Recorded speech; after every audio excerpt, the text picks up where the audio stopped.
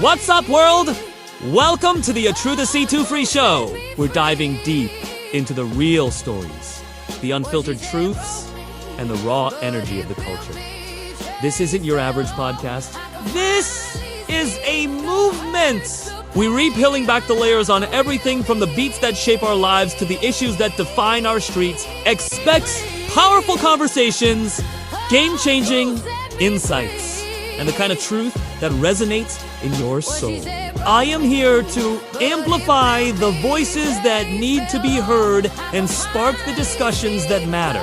So, if you're tired of the noise and ready for the real, you've found the real. Plug in, turn it up, and get ready to be set free. Make sure you hit that subscribe button and join the family. Let's get it!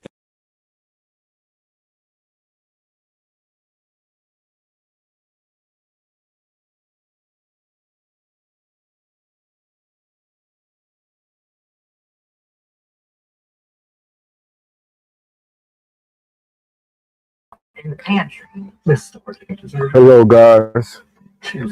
Welcome to the show. It's your boy. The truth will set you free.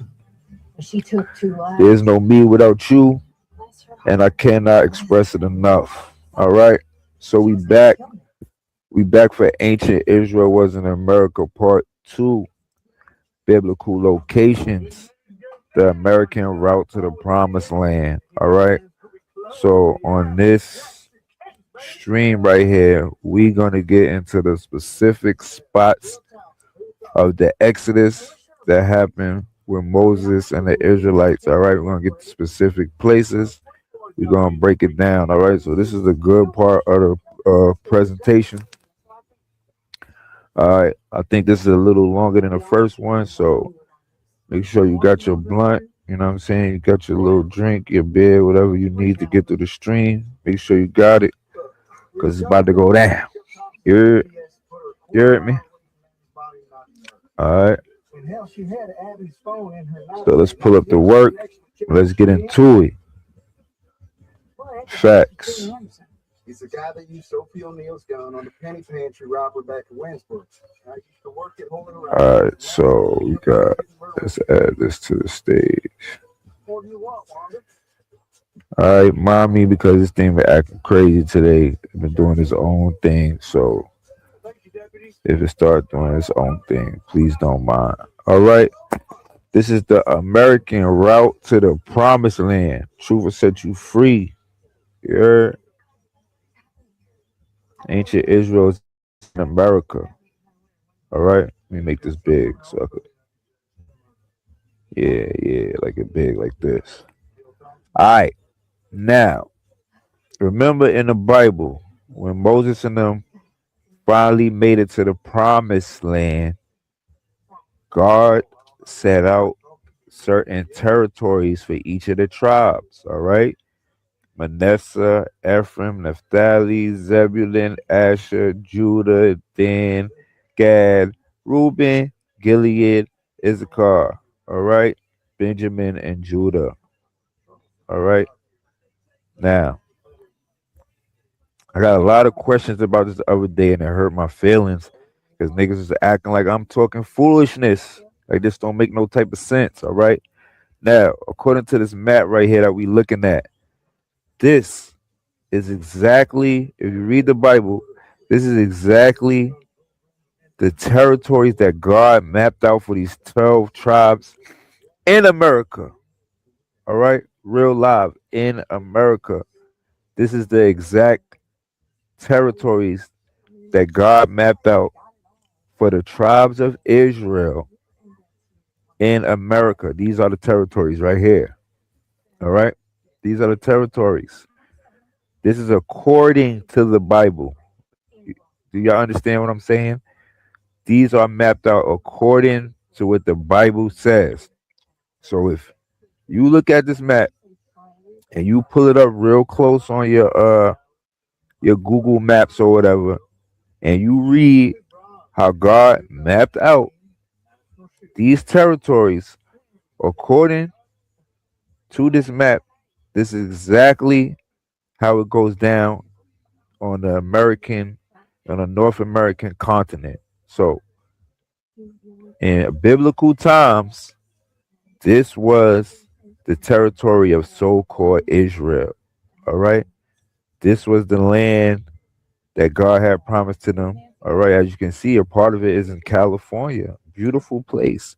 Utah, beautiful place. All right. Lebanon, beautiful place. The oldest trees on earth. All right. If you look at pictures of these places today, they're still beautiful, beautiful streams and mountains and all different type of terrain. This is a beautiful part of the world. This is America. This is the Western world. This is the last place to be colonized in America. All right. And they found several different tribes there. So to me, they got the history messed up because the American Indians are a remnant of all the Canaanites, the Edomites, the Egyptians, the Assyrians, the Babylonians, all the people that used to be on this landmass already, because they was already here. They want to call everybody a Paleo-Indian that was on the North American continent, and they try to give the Siberia theory. Like the Siberia shit is a theory, bro. It's not proven. It's no facts that these people came from Japan or Siberia or whatever they want to say with the Bering Strait, that they came over here, because they always try to act like this place was uninhabited. But it is the oldest. It's the oldest. It's the oldest continent. All right. It's the original old world. The biblical world was in North America. I know it's hard to believe based on the textbook and what they taught us growing up. And I know, but just like they try to put us in Africa, they try to put everything overseas, Middle East. You get what I'm saying? They try to make that the old world when this is the original old world in America, and we missing it. We missing this fact. When you read in the Bible, when you read in the prophecies, when you breaking it down, you gotta understand. You gotta connect it to the American continent or North America, because it's not gonna make any sense. It's not gonna make no sense.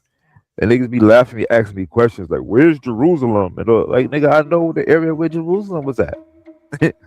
Like, seriously, bro. All right, so this is biblical locations. Let's get it in, man. Let's get it in. All right. Now, there was this place called Shur. Let's get to the Red Sea crossing, because they said, "Where's the Red Sea? Where's this? Where's that? Where's the Nile? Where's the this? Where's the that?" All right. Like I tell them, Nile just means great river. It just means like river. So when they say Nile, it just means like river. They don't mean the Nile River in Egypt, because they renamed that shit to try to fit the Bible. Nile always had a meaning.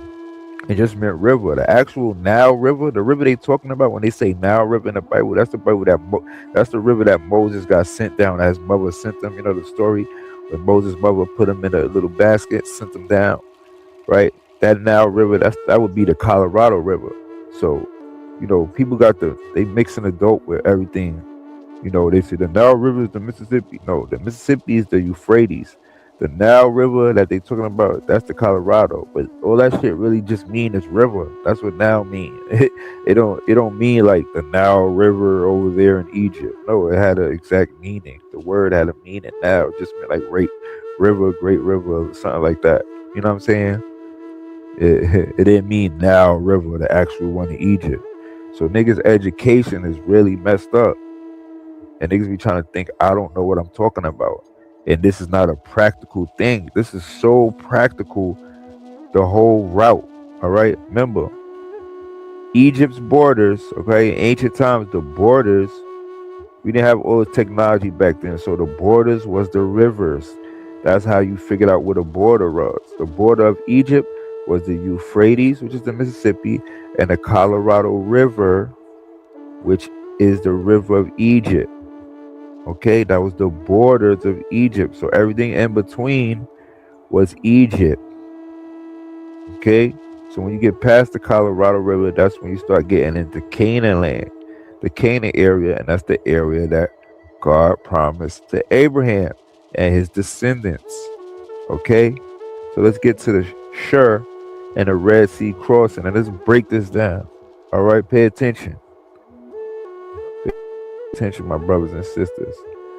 Now, as you can see, this area right here. Okay, now the Red Sea is this blue area down here. It's always been a Red Sea. If you look at old maps, you translate what they call it. They're calling it the Red Sea because this is the real Red Sea right here. Okay, they have red tide here. This is the Red Sea. Okay, now the Israelites was coming from this area over here on the right. All right, like if you see where this little pointer part right here on this yellow line, let's say Israel was coming from one of these Egyptian cities in that area. See, it was no other way for them to go. They couldn't go back because they would have ran right back into Egyptian cities. So they had no choice. They got stuck right here at the Red Sea. Now, this little area where it says Mexicali, that's also the Red Sea. And when you go down, if you look right down to the middle where this line is coming down through the middle and it goes right to the Gulf of California, all of this used to be the Red Sea too. The Red Sea used to go further uphill. Used to go all the way up here to where it says Mexicali and above that. But there's a whole bunch of towns and cities in this valley now. All right. But the Red Sea used to go all the way up here in ancient times. Okay. But now it's dried up in this area and they built cities all up in here. So all this where it says Mexicali right here, all of this is cities, but this actually used to be the Red Sea. So let's say the ancient Israelites is coming from, all right, say we're coming from the right of this yellow line where it says TOH. Now go all the way to the left of the yellow line and you get to this little zigzag right here, right? This is where the ancient Israelites crossed the Red Sea at, all right? They cross right here, right around where this yellow line is, but a little bit lower than that, all right? Because that way would have been going back into Egyptian cities. But this way right here, where this yellow line is at, where it connects and meet this other line, that's where they cross. They cross right here. All right, this is where God parted the sea at. Let them through. They came through onto the other side. Okay? Remember, this is the Colorado River runs down into the Red Sea. The Colorado River is the borders of Egypt. All right, so they're coming out of Egypt to the west. They're going westward to the left. West is to the left. They're going westward from the east to the west. All right, keep that in mind. From the east to the west. Now, Exodus 14:21. Then Moses stretched out his hand over the sea, and all that night drove the sea back with a strong east wind and turned it into dry land. The waters was divided. All right, so where is the wind coming from? The east. He drove the sea back with a strong east wind. So the east is on the right side. So the wind was coming from the east and going to the west. All right, so the wind was splitting the water apart, coming from the right side, going to the left side. All right, and what direction was the Israelites going in? Coming from Egypt, going from the right side to the left side, from the east side to the west side. All right, we're going to go back to this picture before this. All right, a strong east wind coming from the right. All right, coming from the right. You see the Gulf of California where the water is. Go up a little bit. All this used to be the Red Sea right here. All of this. Even above where it says Mexicali, and you see the green, that used to be the Red Sea. All of this area used to be the Red Sea. All this in the middle. Because the sea used to go all the way up here in ancient times, but it dried up. All right. So they coming from the east to the west. A strong east wind is splitting the water apart for them to walk through to the west side to come on the other side of the Red Sea. Okay. He drove the sea back with a strong east wind and turned it into dry land. The waters were divided. Okay. Okay. An east wind is a wind that originates in the east and blows toward the west. It is also referred to as an easterly wind. Okay. Now, look at the picture right here. All right. You see the arrow on top. Wind current. That's the east wind coming from the east to the west. The east to the west. Now that fits the American biblical route to the promised land. But you see, in the Middle East, it doesn't follow what the Bible says. The Bible says he drove the wind back on the east wind, so the water would split up and they would go from the east to the west. Now, if you look at the overseas, go right here. This is a better picture right here. The Exodus path. You see, they crossing the Red Sea right here. The wind current is going from east to west, right to the left. All right, but overseas,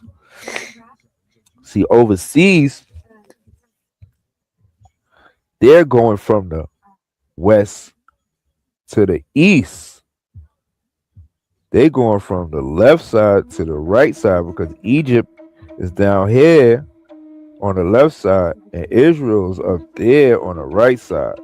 So they're going against what the Bible says. Now, if the Bible said Moses drew the wind back with a westerly wind, with a west wind, then the wind will be coming from the left to split up the sea in the middle, and they go to the east on the other side. But it doesn't say that. It says he come with an east wind, which fits the American biblical route. All right.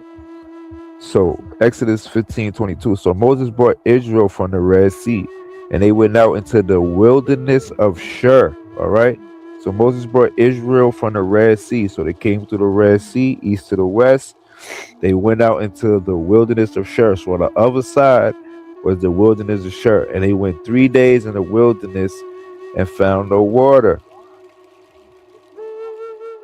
All right. Now we're going to break these things down in Hebrew. They went to the wilderness of what? Shur. All right. Let's go back to the map one time. Let's go back. We ain't got to get this misconstrued.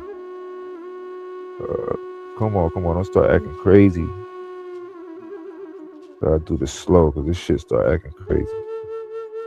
All right. Let's go back, y'all. Let's go back. Let's go back to the map. All right. So they're coming from the east, going to the west. Shur is where? Because they went through the Red Sea and they came to the wilderness of Shur. So the wilderness of Shur is this area to the left. That's Shur. The Red Sea is in the middle. Shur is on the left. Okay?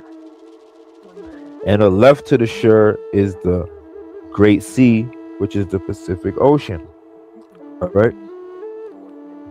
Let's go back now.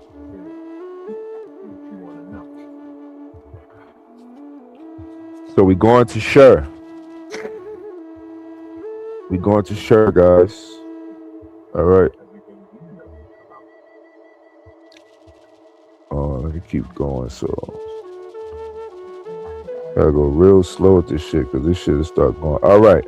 Now, when we translate Shur in Hebrew, it means a wall. Okay? So Shur is a wall. Shur, translated in Hebrew, means a wall. So Shur is a wall. They went through the Red Sea, east wind, through the Red Sea, and it came out on the other side of the wilderness of Shur, the wilderness of a wall. Okay? Shur means wall. Now, what is the Gulf of California? It is a wall separating the inland of what is today Mexico from the Great Sea the Pacific Ocean. It's a wall in between. So Shur means wall.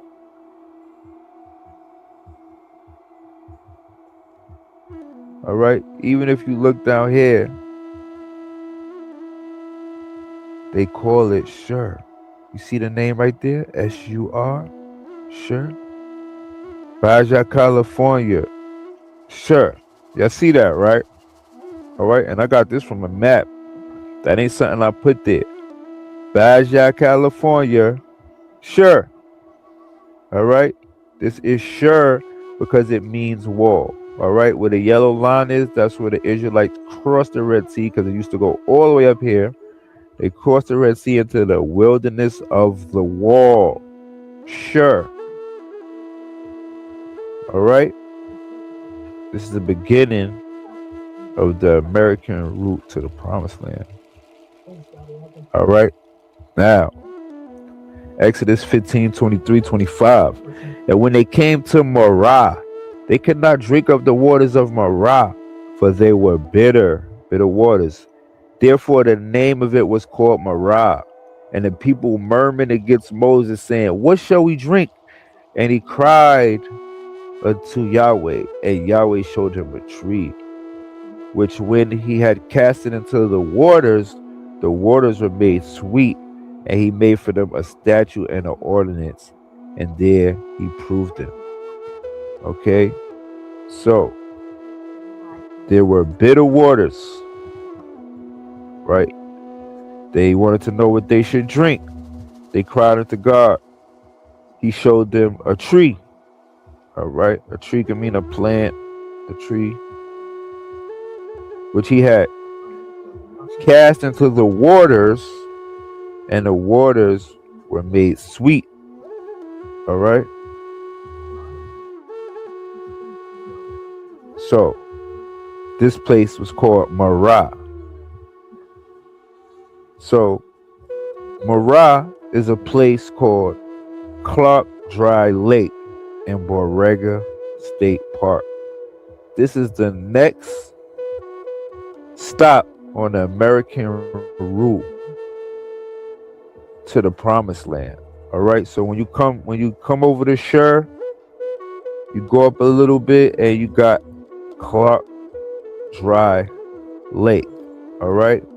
Now, how we came to this conclusion, all right, there would have to be bitter waters, all right, where there were bitter waters, and there had to be a tree that can make the water sweet in that vicinity. The first place in that trajectory is called Clark Dry Lake. All right, it's a dried up marshland. All right, it was once a lake years ago. All right, you had the agave plant in that area surrounding the lake. All right, now it has a sap. The sap in the agave plant will be able to make the water sweet, and also it lowers its bitterness. And the pH level, being that the water is bitter, it had to be alkaline, saline marshland, which is located at Clark Dry Lake near Borrega State Park. They also had the sweet mangrove in that area, which also could have been used to sweeten the water. They both located in this area. All right, but we're going with the agave plant. The four major edible parts of the agave plant are the flowers, the leaves, the stalks or basal rosettes, and the sap. In Spanish, they call this agua miel, meaning honey water. Honey water, sweet water. All right, the waters were bitter. They were made sweet with the agave plant. Okay, honey water. The sap of some of the species also going to be used as soap. That's an extra. But they made this honey water, all right, with the agave plant. All right, so God pointed them to a tree. Look, take that, dip it in the water. It'll take out the bitterness. All right. Scientifically, it lowers the pH levels, everything. It makes it sweet and it get rid of the bitterness at the same time. All right, that's what the agave plant does. All right, Clark Dry Lake, that was Marah on the American route to the promised land. All right, this is pictures of the agave plant right here, Borrego State Park. Okay, surrounding the Clark Dry Lake. All right. Even in its dry conditions, Clark Dry Lake supports desert adapted plants and animals. All right.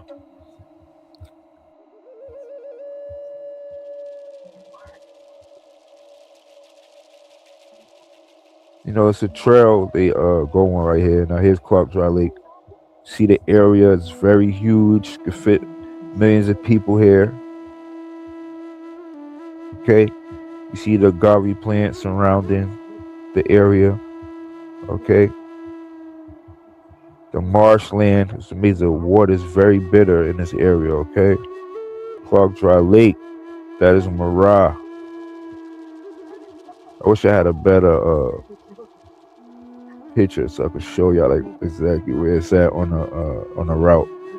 But I mean, this is right after they came to Shur, all right, which is a wall, okay, that separates the Great Sea from the mainland. All right. There's some more pictures of Clark Dry Lake. I just want y'all to get a good look at it. All right, so we're going on the next stop. And they came to Elim, where were 12 wells of water and 70 palm trees. And they encamped there by the waters. Okay? Back in ancient times, they had artisan wells. See, y'all thinking of wells like the wells that they built. They got here and there was a whole bunch of wells built. All right? Yes, they did build wells in ancient times or whatever. Yeah, they got a so-called version of this in the Middle East, bro, but it's bullshit. Like, it's like, come on, bro. In ancient times, they got a rock over there that's split in half with nothing behind it, and they try to say that's where the water came out. Like, it's crazy, bro. Like, everything in the real story in the American version, you can relate to actual natural things that happen. Even if it's biblical or they say God did this and God did that, you still could explain it in a real way. You get what I'm saying? So that's what I'm trying to do for y'all right now.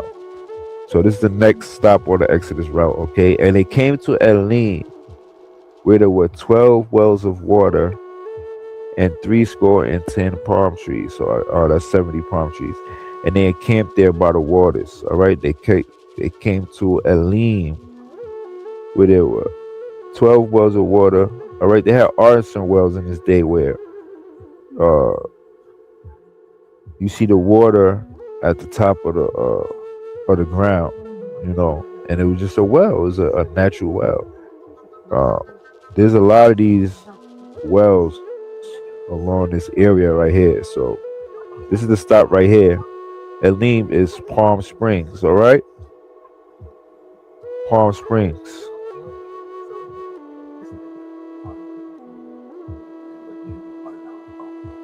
In Palm Springs, there are hundreds of palm trees that line streets and parks, contribute to the area's iconic landscape. The most common species include the California fan palm and the Mexican fan palm, which thrive in the region's warm climate. These palm trees play a significant role in the local ecosystem, providing shade and habitat for various wildlife. All right, there's hundreds of palm trees in Palm Springs, and that's the next closest place on the American route to the promised land. There are over 25 wells drilled into a depth of 1,000.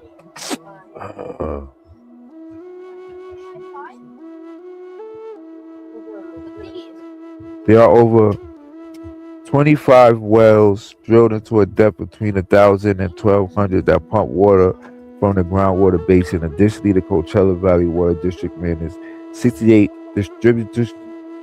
distribution reservoirs that deliver water to customers. Overall, the water supply of Palm Springs is primarily sourced from groundwater wells. All right, they have groundwater wells in Palm Springs. All right, natural wells. All right, so loyal. Oh, I'm doing something, man. Natural water wells that come out the ground. All right. So the next stop on the route is Palm Springs. All right. Elim is Palm Springs. 70 palm trees, 12 wells. All right.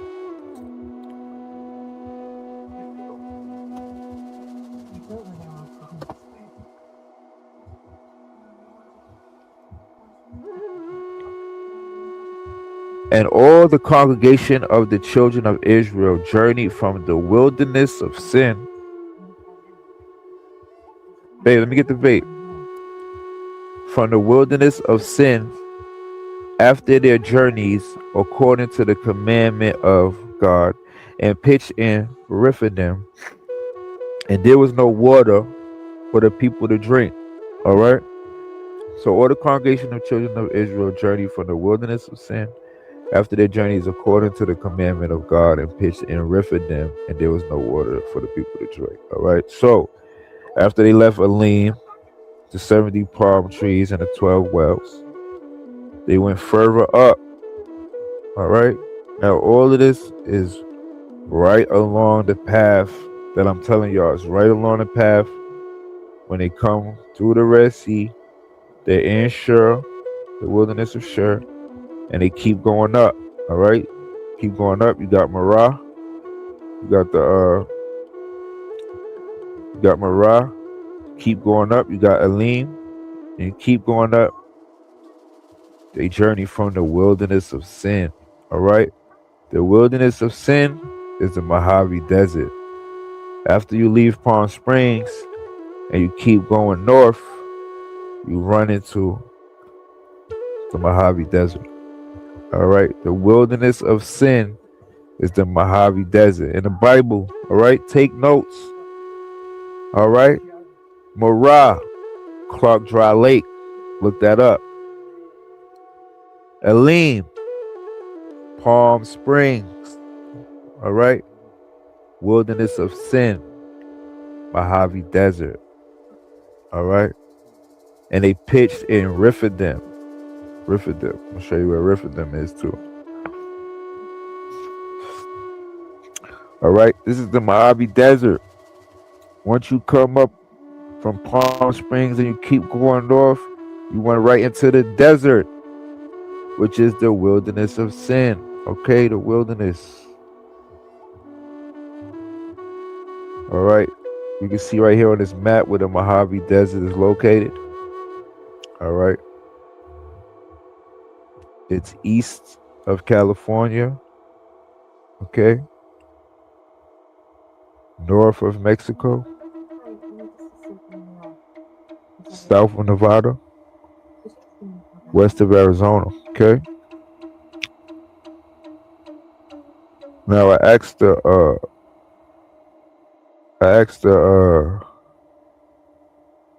now speaking of the Middle East, right? I asked the AI, how long does it take to get to Israel from Egypt through the desert? Right? Now let's see what it says.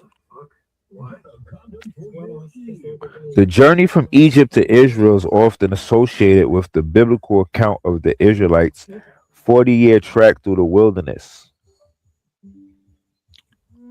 While the biblical narrative suggests this journey took 40 years, it is estimated that the actual travel time could have been as short as 11 days under ideal conditions, such as walking along established routes. The distance between Egypt and Israel is approximately 613 kilometers, and the journey typically involves crossing the Red Sea and navigating the Sinai Peninsula. All right, they named this stuff after the Bible, the Red Sea and the Sinai Peninsula. I'm showing you right now that it's right here in America. I'll show you right now.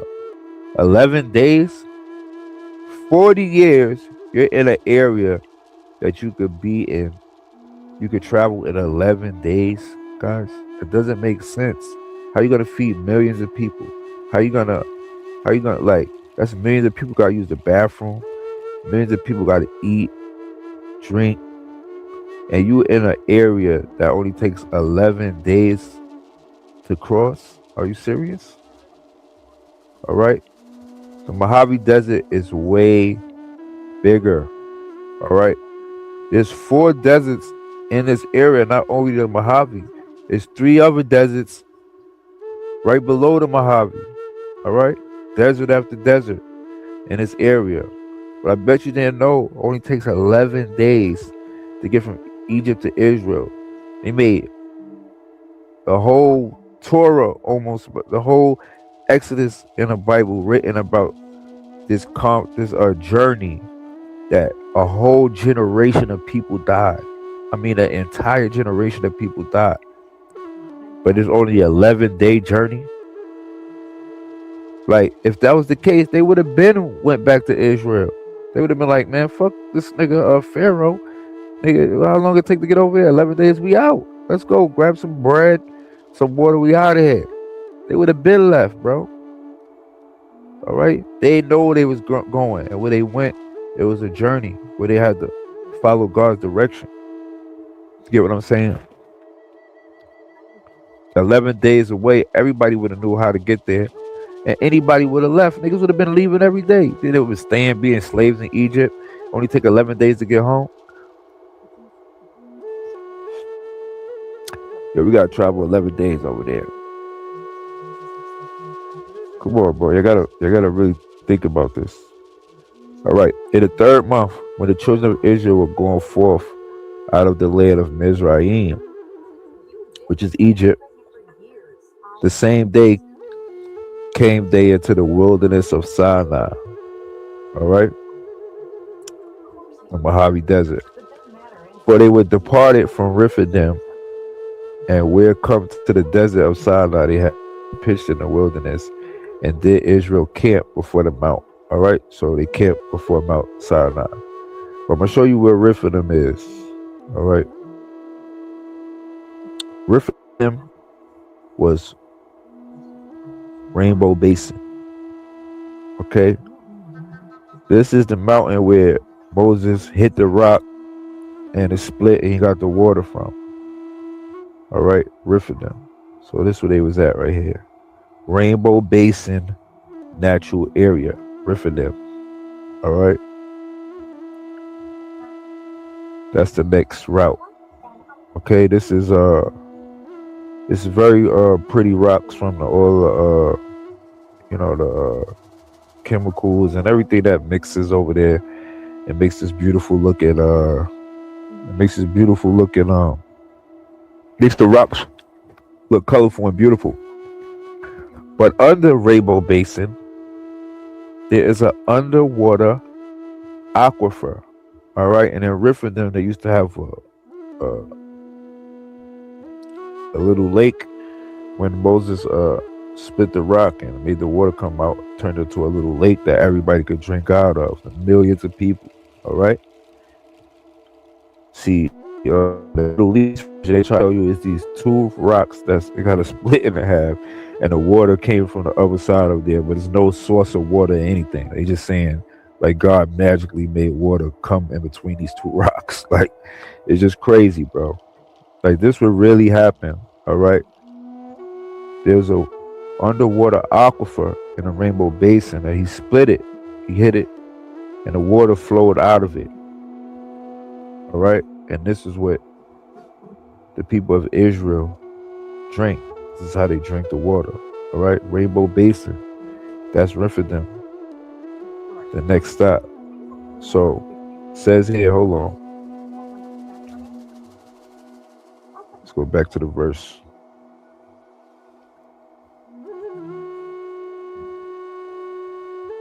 See, this shit bugging. I told you I'd bear with me because this should be bugging. Come on, y'all. Come on. Come on. Fuck. I've been pressing this shit a bunch of times. Alright, forget it, man. Alright, I went to Rainbow Basin, underwater aquifer. Right. Do this shit slow. Alright. Then they camp under the mount. And the mount they talking about is Mount Sinai. Mount Sinai is a place called Black Mountain Wilderness. And there's several reasons why this is Mount Sinai. This is the biblical Mount Sinai. Niggas are actually like like I don't know where it's at. They'll be like, oh, what's Mount Sinai? Where's the rock that Moses hit? I just showed y'all Rainbow Basin with the underwater aquifer under it. Okay, that was Rephidim. The place they call Rephidim. Rainbow Basin. All right, with the underwater aquifer. All right, Mount Sinai is very close to Rainbow Basin. Mount Sinai today is called Black Mountain Wilderness. All right, let's read about it. Black Mountain Wilderness area located in California's Mojave Desert is a stunning natural landscape characterized by rugged terrain, diverse wildlife, and unique geological features. The Black Mountain Wilderness is situated to the southwest of the Tearfort Mountains in Fort Irwin in California. Established in 1994, it spans approximately 20,548 acres and includes prominent Black Mountain, which rises to an elevation of 3,941 feet. These are the natural features. Pay attention. The wilderness area is known for its ancient, all right, we're talking about ancient times, people. We're talking about ancient times. The wilderness area is known for its ancient lava flows, rugged masses, and desert plains. All right. The landscape features a variety of ecosystems, including scattered chaparral and desert vegetation. Desert vegetables. All right.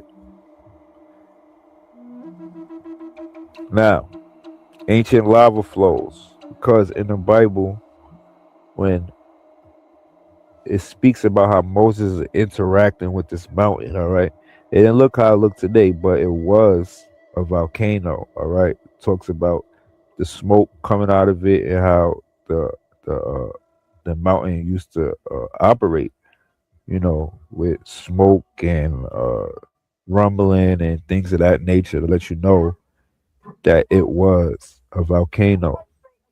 Okay, that's why Black Mountain Wilderness is known for its ancient lava flows. Okay, this is the next stop on the American route to the Promised Land. Mount Sinai, Black Mountain Wilderness. All right, this is it right here. It's like a flat terrain now, but it once was. It once was a volcano. Exodus 19:16. And it came to pass on the third day in the morning that there was thunders and lightnings and a thick cloud upon the mount, and the voice of a trumpet exceeding loud, so that all people that were in the camp trembled. All right, thunders and lightnings and thick clouds upon the mountain. All right, is that you know that's a volcano. Okay. Now, something interesting about Mount Sinai. There's several interesting things about Mount Sinai. All right, but one of them is a place called Inscription Canyon. All right, that's right at the foot of this mountain. Inscription Canyon. Okay, now let me let you know what's there. There are Hebrew inscriptions right here in Inscription Canyon. All right, let you know that the Israelites were here. All right, these are pictures of them. Look, this is where it's located on the mountain. Okay, Egyptian Canyon. All right. Look, I see, perceive, and understand. These are Hebrew pictographs. All right. Hold on, you got one for cattle. Behold, a shepherd in the futures and waters and chaos. All right. Cattle, behold, the shepherd. All right. Talking about Moses, the waters, the chaos. That's talking about them going through the Red Sea. All right. Then you got Samech. All right. You see they drew the fringes. All right. This is a Hebrew inscription right here. This is all an Inscription Canyon. All right. Here's another Hebrew inscription. All right. I don't know how to say that. QOF. I don't know how to say that, guys. Pardon me. All right. Here's another one for Samek. All right. There's 3 more right here. Sade, Tet, Shin. All right. See the Hebrew inscriptions right here. Right here in the middle. Okay. The exact ones.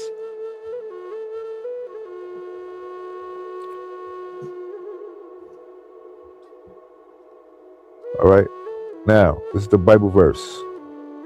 Mount Sinai was all in smoke because the Lord came down upon it in fire. Its smoke went up like the smoke of a stove. All right. We're describing the volcano. And the whole mountain shook. The sound of the horn became louder and louder. And Moses spoke. All right. So this is just describing how the mountain was, how the mountain was operating. Okay, it was going up in smoke, shaking. It was a volcano. Okay, this is Mount Sinai from above. This is an area view. All right, Inscription Canyon is right around here with the Hebrew inscriptions. But if you look at Mount Sinai, and God did this on purpose, and He left it here just for us to see it like this. What does it look like when you look at it, guys? These 2 black spots on the right and the left, and then you got the middle. What does it look like? All right. What's ironic about Black Mountain Wilderness is that it's broken in 2 sides, just like the 10 Commandments. All right. Y'all remember the story of the 10 Commandments, where Moses split the tablets in half, right? And God left it just like this on purpose, because it's split. The mountain is split in half, just like the 10 Commandments. All right. This is the biblical Mount Sinai, Black Mountain Wilderness. Okay, split in half, just like the 10 Commandments, just like Moses split them in half, and God left it like this on purpose. Just to leave the connection and show that His story was real. And that this is I find this amazing right here. Like, if anybody hearing me what I'm saying right now, find this amazing. You should find this amazing. All right. We got the Hebrew inscriptions. We got the evidence of an old volcano. Split in half like the 10 Commandments. All right, it's on the American route to the Promised Land in Mojave Desert. Okay, see it? See how it's split in half, y'all? That's crazy, right? Now, Moses also woke up one morning and built an altar on the side of this mountain. All right. This is a real picture of the altar that Moses built. It's still there to this day. All right. You got the Hebrew inscriptions. You got the way God left the mountain. And you got the actual altar that Moses built at the foot of the mountain. And it's still there. The remnants of it is right here. This is a picture of it right here. All right. The evidence is there, brothers and sisters. This is the real Mount Sinai. All right. That shit over there in the Middle East is made up. They made it all up. All right. Ain't nobody doing no investigation on North America being a real promised land. All right. But this is what Columbus was looking for. This is what they knew back in those times. That everything happened over here. They knew it. All right. This is the biblical place. This is a place where all cultures flock to come. All right, for refuge. And this is the place where all the prophecies is leading to, America. All right. So we got Moses altar. We got Egyptian Canyon. We got the God even left it looking like the Ten Commandments. Black Mountain Wilderness. That's the real Mount Sinai, ladies and gentlemen. All right. So the next stop on the American route to the Promised Land is a place called Libnah. All right. Libnah. That's where they went next. All right. So all these words that I'm telling you, I'm going to translate them in Hebrew, what they mean. So Libnah means pavement. And you can find all these places all in a straight line. They right one after the other on this American route. Okay? Libnah in Hebrew means pavement. Libnah means pavement. The next place they went after Mount Sinai, the Black Mountain Wilderness, was Libnah, which means pavement. Okay? So a little north of the Mount Sinai Black Mountain Wilderness is a place called Little Lake. All right. Libnah, outline of biblical uses, means pavement. A royal city of the Canaanites in the southwest captured by Joshua, allocated to Judah and made a Levitical city. Site unknown. A station between Sinai, Black Mountain Wilderness, and Kadesh of Israel during their wilderness wanderings. All right, when they're wandering in the Mojave Desert. Okay, so there's a place called Little Lake, a little north of Black Mountain Wilderness, where there's a 30-mile asphalt pavement. Libnah, which means pavement, and there's an actual 30-mile asphalt pavement. All right. These landmarks that I'm talking about, they've been here for years. All right. You could change a lot of things, but you cannot change a physical landmark unless you blow it up or something like that. But in this area of the United States, in these areas, most of these places are undeveloped. They didn't do nothing to them. The landmarks are still there. Or for some reason, God got these landmarks so we can read the Bible and pinpoint it and connect it. All right. The next stop on the American route to the Promised Land is a place called Libnah, which means pavement. So right north of Mount Sinai is a place called Little Lake that has a 30-mile asphalt pavement that been there for hundreds of years, okay? For centuries. 30-mile asphalt pavement just so happens. All right? So we got Libnah at Little Lake.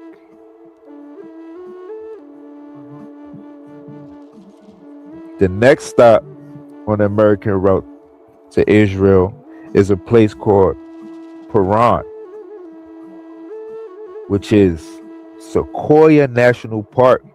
All right, this is a little northwest of Little Lake. Okay, Paran in Hebrew means place of caverns. All right, a place where they have caves. All right, and it also means bowls, trees, place of caverns. All right, a little northwest from Little Lake, you have Sequoia National Park. All right, place of caverns, wilderness area bounded on the north by Palestine, on the west by the wilderness on the west. What I said, northwest, right? On the wilderness of Egypt, on the south by the desert of Sinai, and on the east by the valley of Araba. The Exodus was through this area, and probably all 18 stops were in this area. Okay, this is all in the same area. Okay, para, transliteration, para, pawa, a primitive root, figuratively to boast, to explain and make clear oneself, dominantly, to shake a tree, beautiful, boast, go over the bowls, all right, bowls, glorify, want self, beautify, boast, go over the bowls, all right, bowls, trees, place of caverns, all right. These are the underground caverns that's in Sequoia National Park. Okay, it's known for these caves that's there. All right, it's national parks, plenty of trees.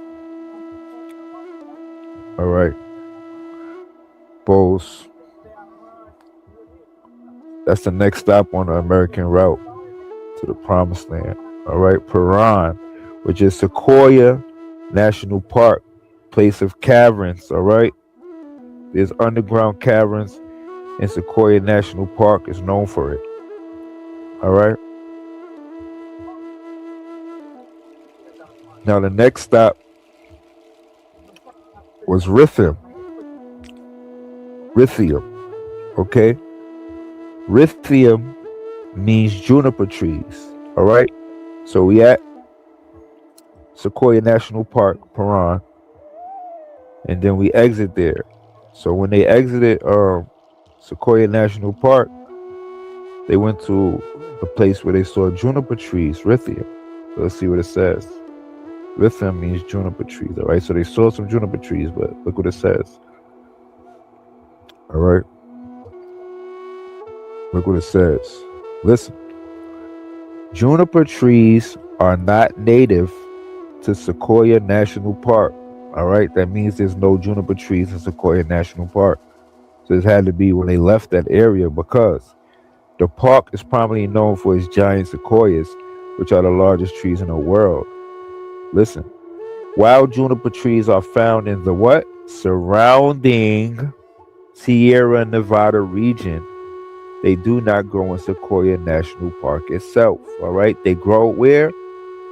In the surrounding Sierra Nevada region. All right, so when they left Sequoia National Park, they went to Rithim and they saw some juniper trees. All right. Now the next place they went to on the American route to the Promised Land is a place called Harada. All right. Harada means anxiety, fear, quaking, trembling. All right, fear, quaking, trembling. That's what Harada, transliteration Charada, that's what it means in Hebrew. Okay, fear, quaking, trembling. All right, now Harada is a place today called Death Valley National Park. Okay? Death Valley National Park was built on a fault line, which is known for earthquakes. All right? That's why it's called trembling, shaking. All right? Harada. Fear, trembling, shaking. This park has a diverse and complex geological history since its formation. The area that comprises the park has experienced at least 4 major periods of extensive volcanism. All right, 3 or 4 periods of major sedimentation, and several intervals of major tectonic deformation. All right, you're talking about the tectonic plates, the things that make the ground shake. Okay, deformation where the crust has reshaped. 2 periods of glaciation has also effects on the area. All right, so you can see right here in this picture of Death Valley. All right, you can see where the fault lines are. Okay, where they have tectonic plates in this area, and it's known for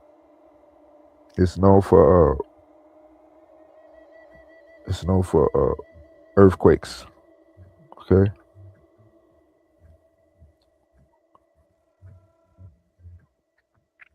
Also, they found these huge giants, ancient giants in this area. Okay. So the trembling was for the trembling and shaking was for the tectonic plates and the earthquakes. Now the fear of Harada was because of these huge giants that lived in this area that they came across at that time. Okay. In early August 1947, a man named Howard E. Hill of Los Angeles, California, spoke before the city's transportation club and told a sensational story. The telltale described the work of a man named Dr. F. Bruce Russell, who claimed to have discovered a series of complex tunnels deep below Death Valley in 1931. Russell, a retired Cincinnati, Ohio physician, and a colleague named Dr. Daniel S. Bovey, who had worked with archaeological excavations in Mexico several years earlier, alleged stumbled upon these caves quite by accident. Russell, who had reportedly moved west for his health, decided to check out mining opportunities. According to the late, while Russell was seeking a shaft for a mining claim, he fell into a cave. When the soil gave way and discovered a catacomb of tunnels leading off into different directions. When Russell and Bovey began to explore the caverns, they followed one tunnel where they were extremely surprised to find mummified remains of 3 gigantic men, 8 to 9 feet tall.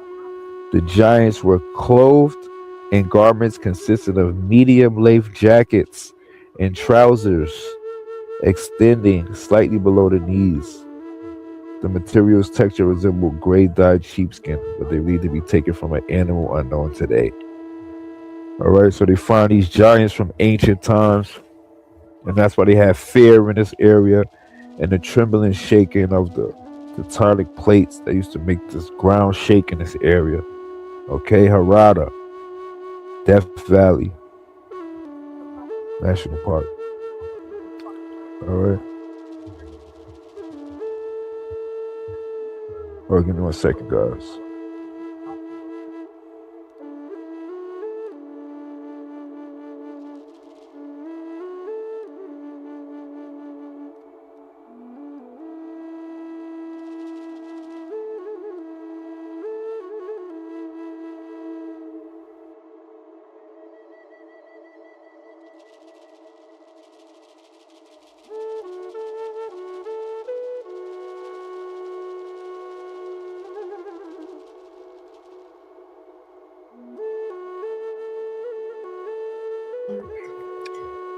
All right, next we had the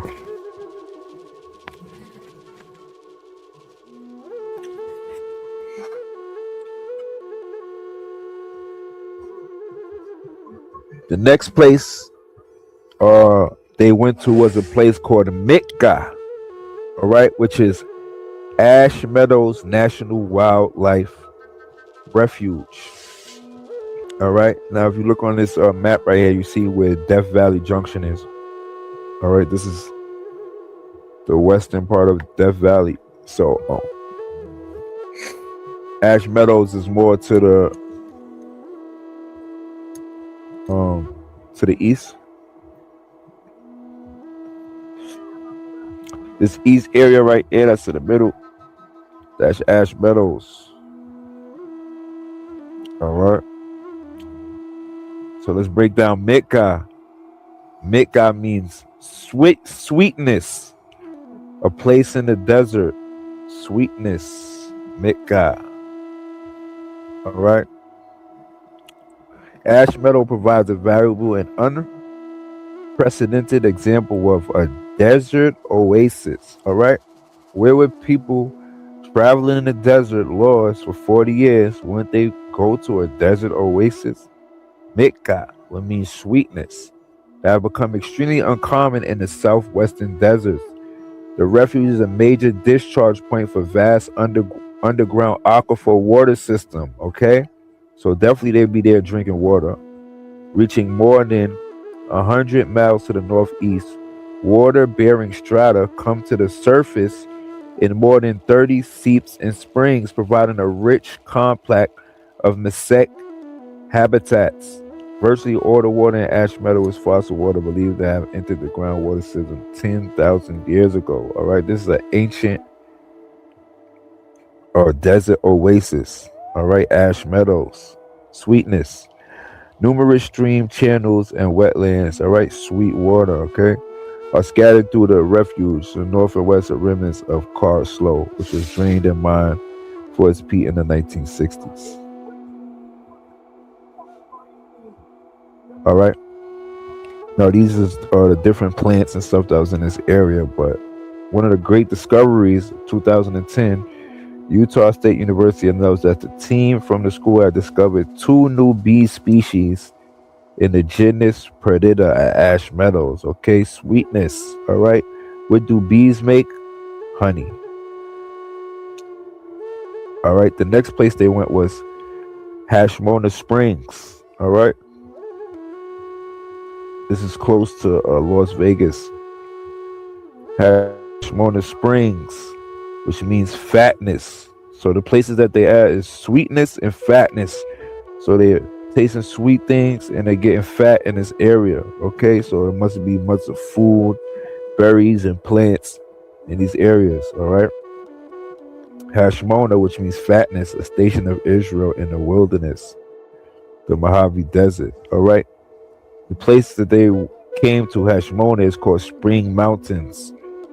The Spring Mountains are a sky island ecosystem with an area of about 860 square miles. Huge. Millions of people could be in that area. And a vertical range of nearly 2 miles. The mountains encompass a wide variety of habitats, right? And the biological diversity is probably greater than anywhere else in Nevada.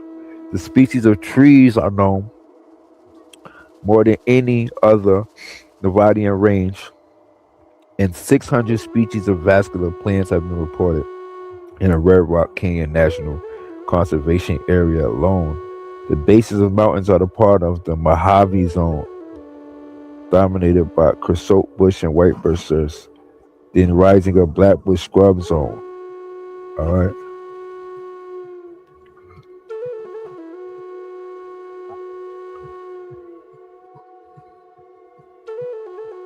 Spring Mountains. Hold on.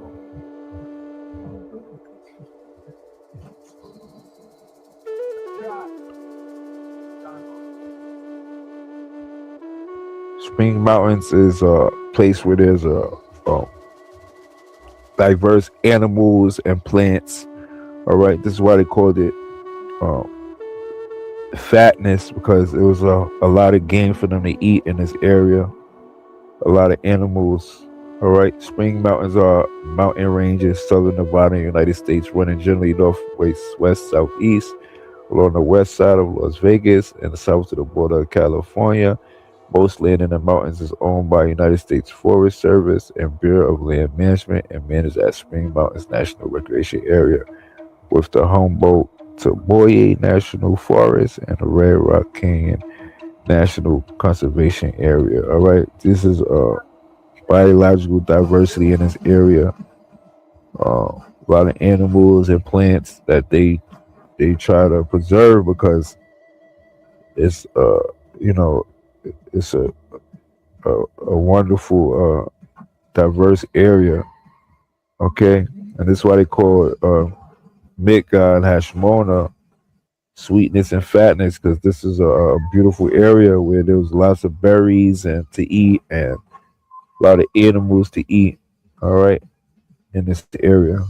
Okay, So the next place they went is Binjakan. Binjakan, which means sons of twisting. All right, an Israelite place of encampment in the wilderness. Right, and this place was Bristol Coal Mines, Mount Charleston. All right, when they say Binjakan, sons of twisting, all right, you're talking about this Mount Charleston area, Charleston Peak, Mount Charleston. All right, this is the area right here on the map. Okay, now they have these bristlecone pine trees in this area. People come from all around the world to see them. All right, now if you look at the picture, you can see how it looks like they're twisting, like they're, the branches are all twisted up. So when they say Binjakin, sons of twisting, they talking about these bristlecone pine trees that's only found right here in this Mount Charleston area right here. So this is definitely where they was at next. All right, people come from all over just to see these twisted up branches, these trees in this specific area, okay, of Mount Charleston. They come and see the bristlecone pines. All right, that's what they're talking about when they say Binjakin, Binjakin. All right, so this was the next stop on the American route to the promised land, Binjakin, where they had the bristlecone pine trees. Okay.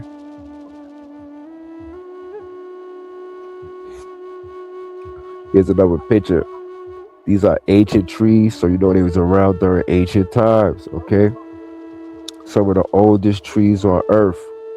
And I guess they was beautiful to the eye of those guys in ancient times too. These guys got to see Moses and Joshua and the Israelites in the wilderness, man. That's a wonderful thing. All right. The Bristlecone Loop Trail is amongst the best of the day hikes on what?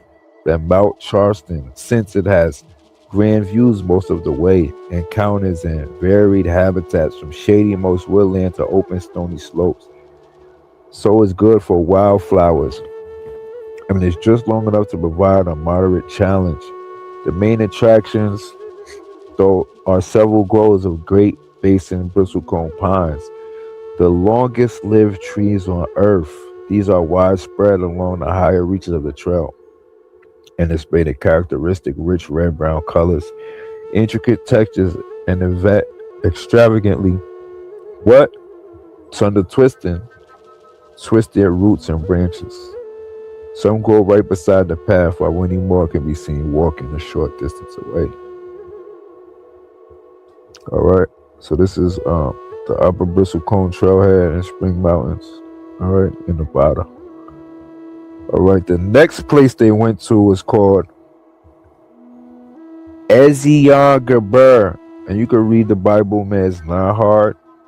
You could go place by place and see what I'm saying is not a lie. Okay, Ezion Geber, which today is called Valley of Fire State Park. All right, so let's break this down in Hebrew. Estan Geber. All right, Estan Geber, which means backbone like of a man. Ezion Geber means backbone like of a man. A place where? On the Red Sea. Okay? What sea leads to the Red Sea? It's the Colorado River. Okay? So sometimes they'll call a path, like if a certain water stream will come up out of the Red Sea and go further in mainland, they would say that was the Red Sea too, because it ended at the Red Sea, so they will also call it the Red Sea. Okay, so that's what they call this place right here, Ezion Geber, backbone like of a man, a place on the Red Sea. Okay, let me show you why they call it backbone of a man. You see this landmark right here, and it looks like a back of a man. It looks like a spine. This long thing right here. That's what they meant by backbone of a man. Now, this water stream right here where it says Amber and Mopa Valley, all of this used to be water. And this would lead right down into the Gulf of California, which is the Red Sea. So they called this a place by the Red Sea. So this was where Solomon, King Solomon, used to have all his ships. All right, all those ships where he used to be moving the gold around and all that type of stuff that they say in the Bible. This is right here. This is one of his ports right here, Ezion Geber. All right, this is where all Solomon's ships used to be. Ezion Geber, where it's the landmark is the one man. Okay, near what? The Red Sea. Okay, right here. Placed by the Red Sea, where this goes right down to the Red Sea. Okay. It's a little river right here that goes down to the Red Sea. All right. Backbone of a man, Ezion Geber. The landmark is there. Okay.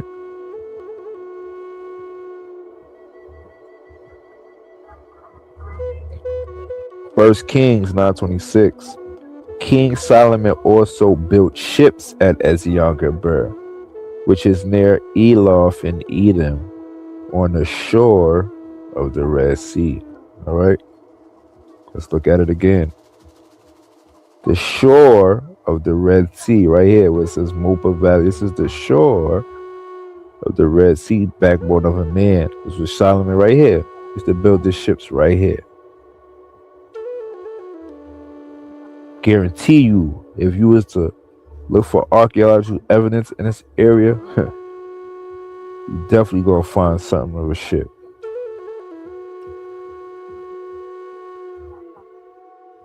All right, here's a better up close on it right here.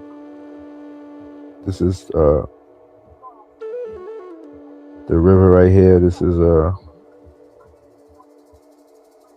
also they got pictographs in this area, right here in this area of ships. This is an actual pictograph of a ship in this exact area. Okay.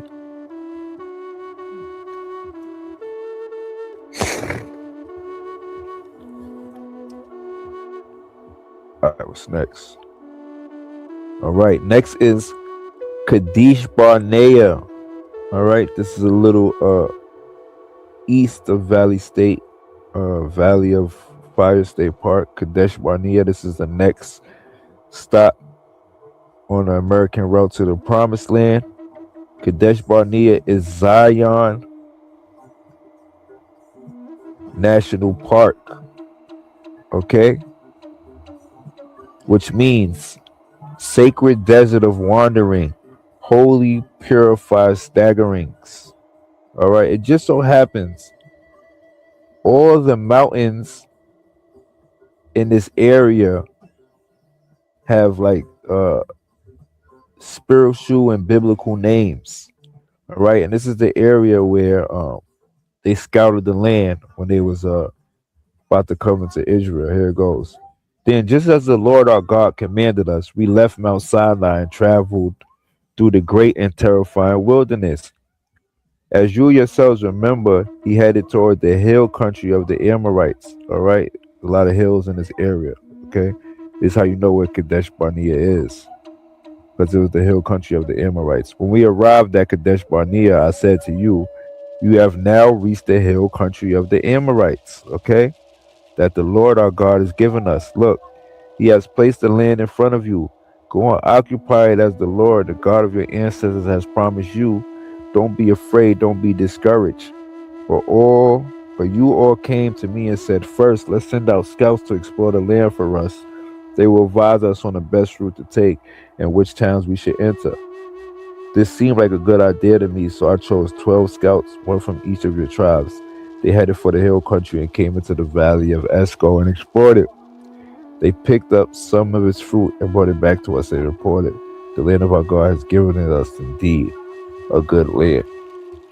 All right, so Kadesh Barnea was the hill country of the Amorites. All right, so in Kadesh Barnea, there's nothing but hills. That's how you know we at the right location.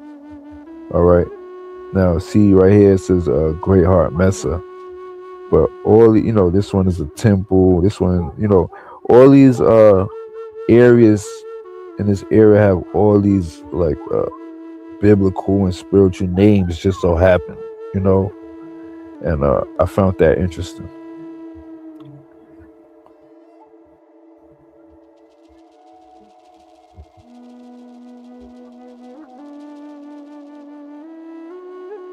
But this is the place where God told them to check the land, and they brought back an evil report because there was people there. There was actual people living there.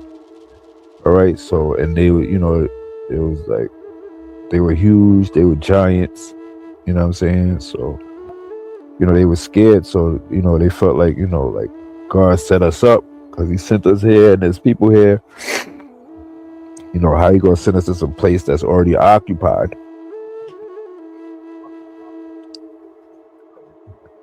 Right, Judges 11:18.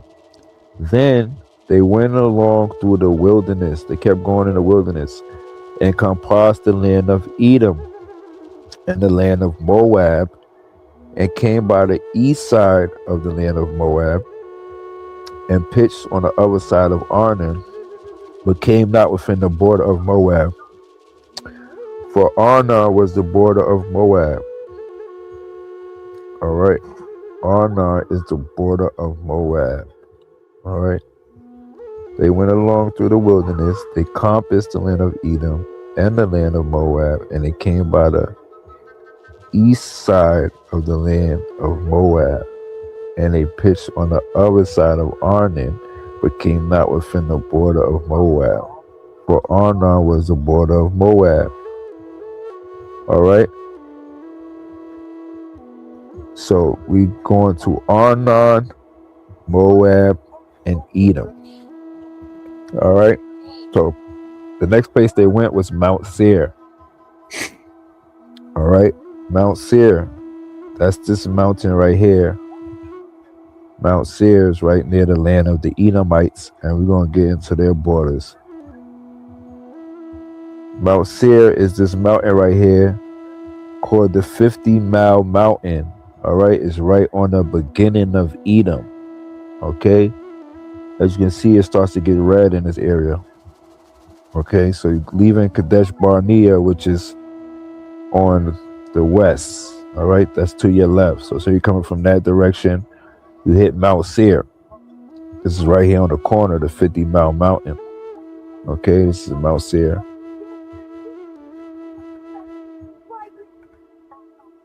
All right, now let's get into the land of the Edomites because we're coming into Edom now. Mount Seir, also known as the land of the Edomites, is a significant location mentioned in the Bible, particularly in the Old Testament. It is a mountain range, all right, 50-mile mountain, a mountain range, okay? A mountain range located in the region of Edom, southeast of the Dead Sea. And the name Seir means hairy or shaggy, possibly referring to the dense forest or thickets that once covered the area. Mount Seir is also known as the land of the Edomites, the descendants of Esau, the brother of Jacob. Okay, Edom is an ancient kingdom mentioned in the Bible, primarily associated with Esau, the son of Isaac and Rebekah. The name Edom means what? Red. In Hebrew, reflecting Esau's reddish appearance at birth and the red stew for which he sold his birthright. The Edomites, descendants of Esau, were related to the Israelites that played a significant role in biblical narratives. Historically, Edom was located on the southern region of present-day Jordan and Palestine. Okay, now this is the land of the Edomites. Okay, now you see where the word rage is. All right, Edom. In this red land right here, this is Edom, okay? Where you see it says rage, that's right close to 50-mile mountain. All right, this is where Edom begins. Okay, so you say you're going from Rage and you're going to the right. You're going to the right a little bit, then you get to 50 Mile Mountain, and you got Edom. Okay, this whole red area right here, that is Edom. All right, Moab begins where it says Grand Massa. That is where Edom is. And Arnon is straight up above where it says Rage, okay? But this is the land of the Edomites, this whole red area, all right? Edom means red, all right? This is where the Edomites was located, in this whole red area right here. Where you see this red color, that was Edom. This is Edom. See what it says Moab? And it just so happens that they have a Moab here on the real map, but the real Moab begins right where it says like Grand Massa. That's like the border where it stops being red. That's where Edom stops. All right, but this is Moab. Okay.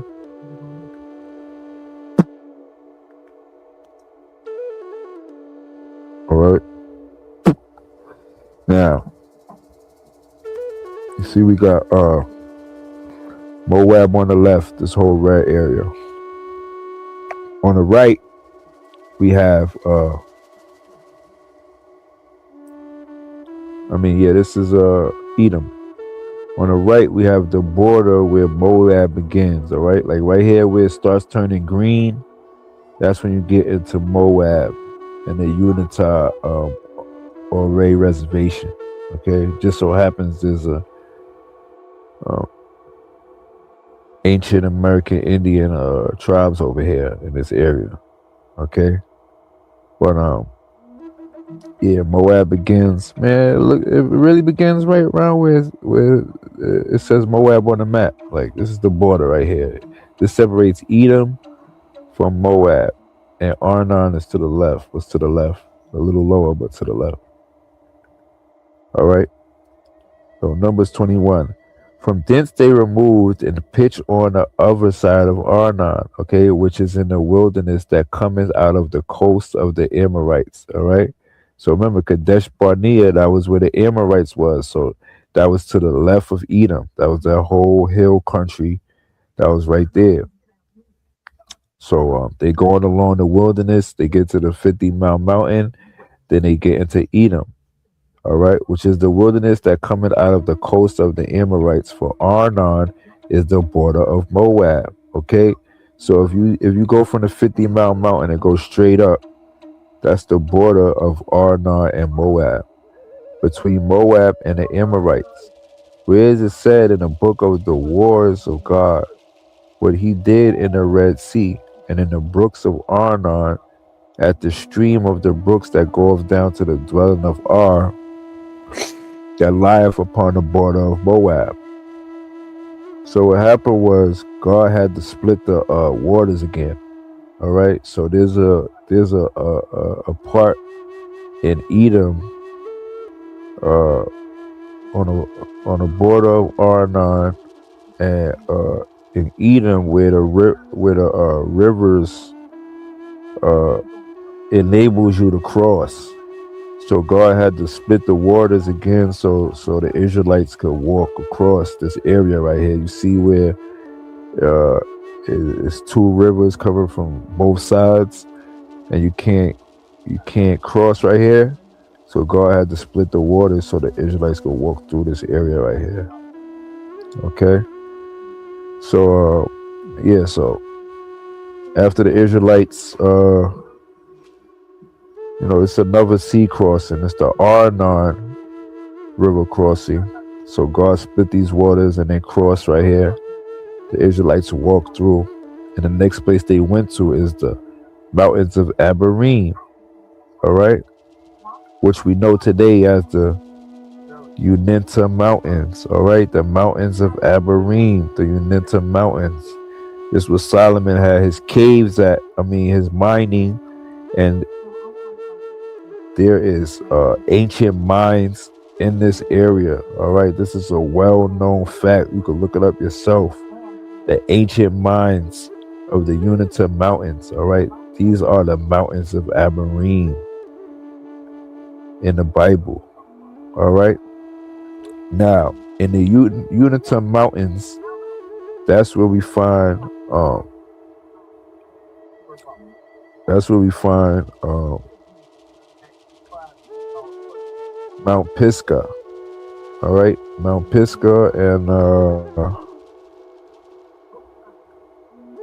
what's the other mountain? Shoot, Mount Pisgah and Mount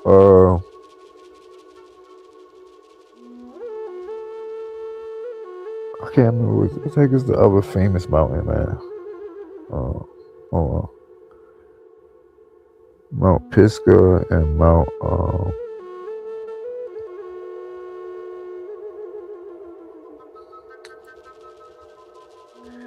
I don't want to get it wrong.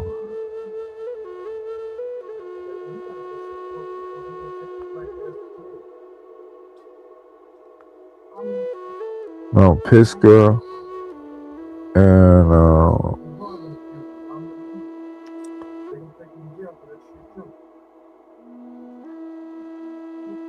Mount Pisgah and Mount Nebo. All right, Kings Peak.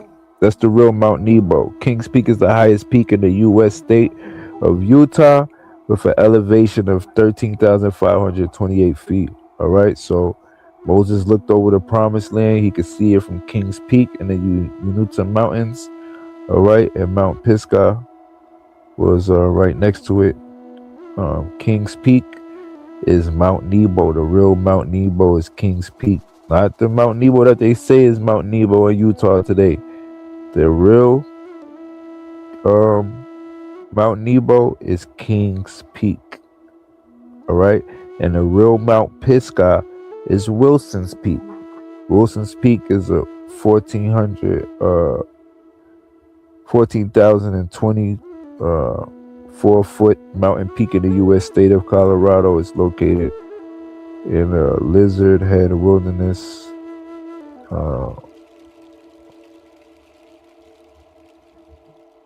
So you have Wilson's Peak and Kings Peak. All right.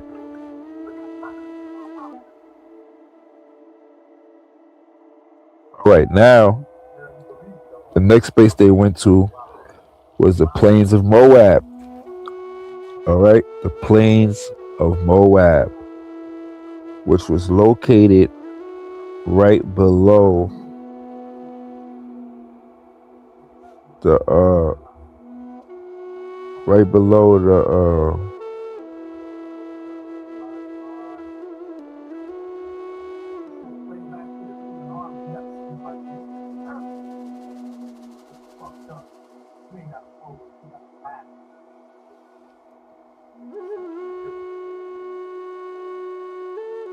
hold on, y'all. I think it's the wrong mountain right here, the Wilson's Peak, because the Wilson's Peak I'm talking about is in Utah. So this is incorrect. So don't I'm sorry about this mistake right here. This Wilson's Peak. This is not the Pisgah Mountain. This is not it. So I can't let that rock. I'm not gonna sit here and tell you a lie. All right, guys. So there's another mountain that's the Pisgah Mountain. It's right next to Kings Peak. It's like Wilson's Peak, something like just like that. But this is not the one I'm talking about right here. This is not it. So don't quote me on this Wilson's Peak. This is the wrong mountain. Okay? But Mount Nebo is definitely Kings Peak. All right? Sorry about that. All right, so the next place they went to was the Plains of Moab, near the Unita Reservation. All right, there's a set of plains that's right below the Unita Mountains. All right, and that's this set of plains right here, still plains to this day. All right, that's the next place they went. All right, the next place they went was the Jordan River. Okay, the Jordan River. Everybody trying to figure out where the Jordan at. Where is the Jordan River from the Bible? Where is it? All right, the Jordan River The biblical Jordan River, and this is how we can find other stuff. The biblical Jordan River is a river called the Bear River today. All right?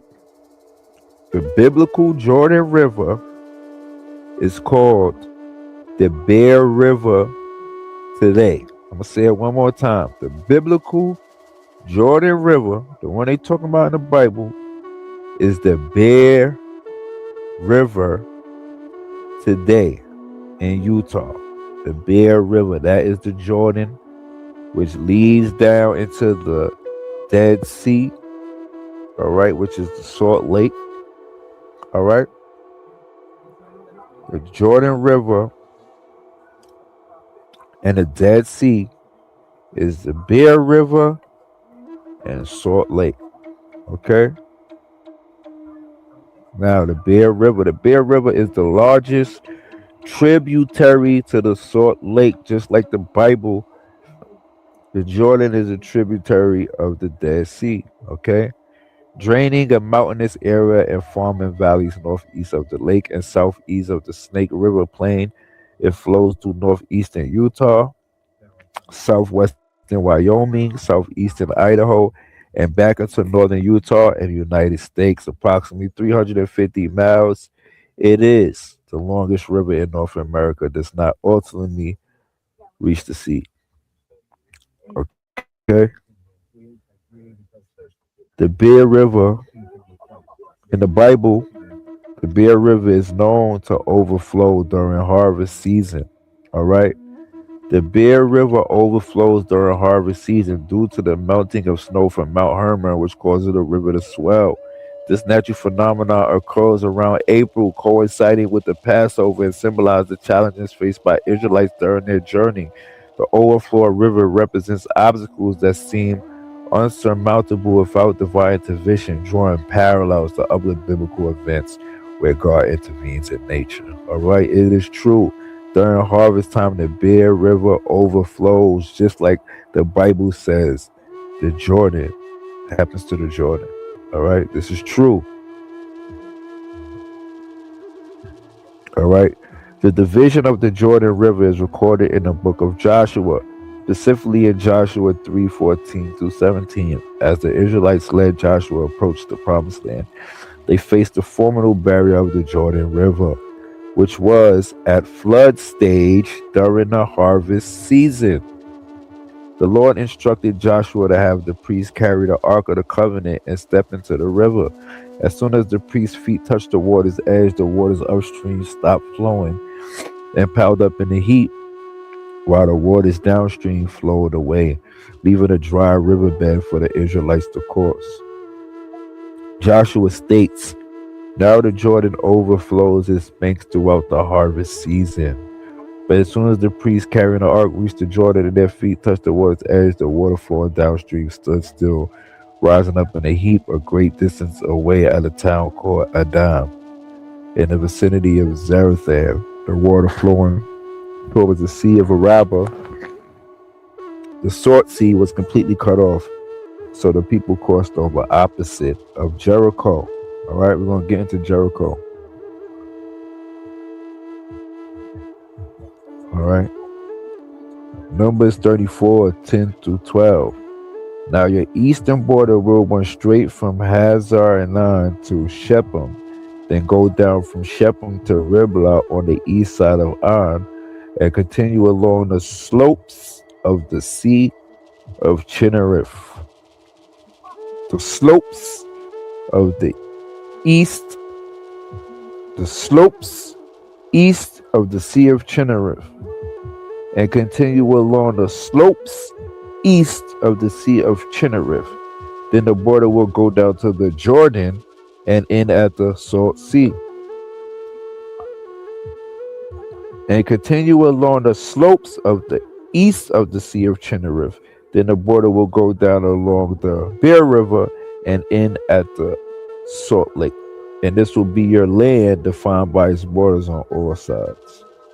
All right. Now, We're gonna find out what the Sea of Chinnereth is. All right, hold on. Let me say this one more time. This is a border. And continue along the slopes east of the Sea of Chinnereth. Then the border will go down along the Jordan and end at the Salt Sea. All right, so let me show you a figure of this. This right here is the Sea of Chinnereth, this blue thing right here. Okay, that we're going along the Jordan. Okay, we're going along the Jordan and end where? At the Salt Sea. Okay, Sea of Chinnereth. We're going along the Jordan and ending at the Salt Sea. Okay, Sea of Chinnereth. All right, so this is a border right here. All right, now these are the slopes east of the Sea of Chinnereth. All right. Now Jordan means descender. All right, the river of Palestine running from the roots of anti-Lebanon to the Dead Sea, at a distance of approximately 200 miles. Descender, that means that the water descends. Okay, the Sea of Chinnereth in the Bible. I'm letting you know that the Sea of Chinnereth today is the Bear Lake, okay, in Utah. The Sea of Chinnereth in the Bible is the Bear Lake, all right? This is the Bear Lake right here, okay? And it connects to the Bear River, which is the Jordan. It goes down to the Salt Lake, which is the Dead Sea. All right. Sea of Chinnereth, Bear Lake, Bear River, the Jordan, Salt Lake is the Dead Sea. All right. Now these are the slopes east of the Sea of Chinnereth.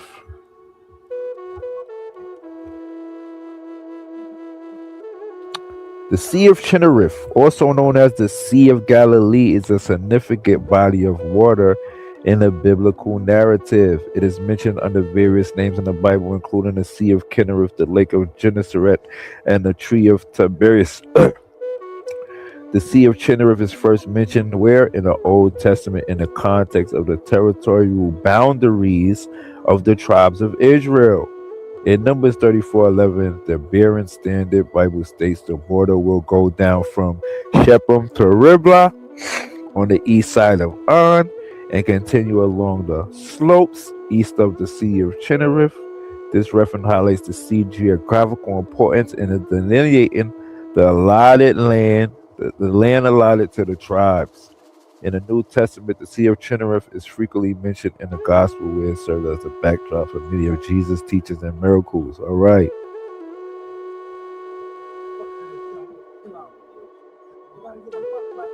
All right.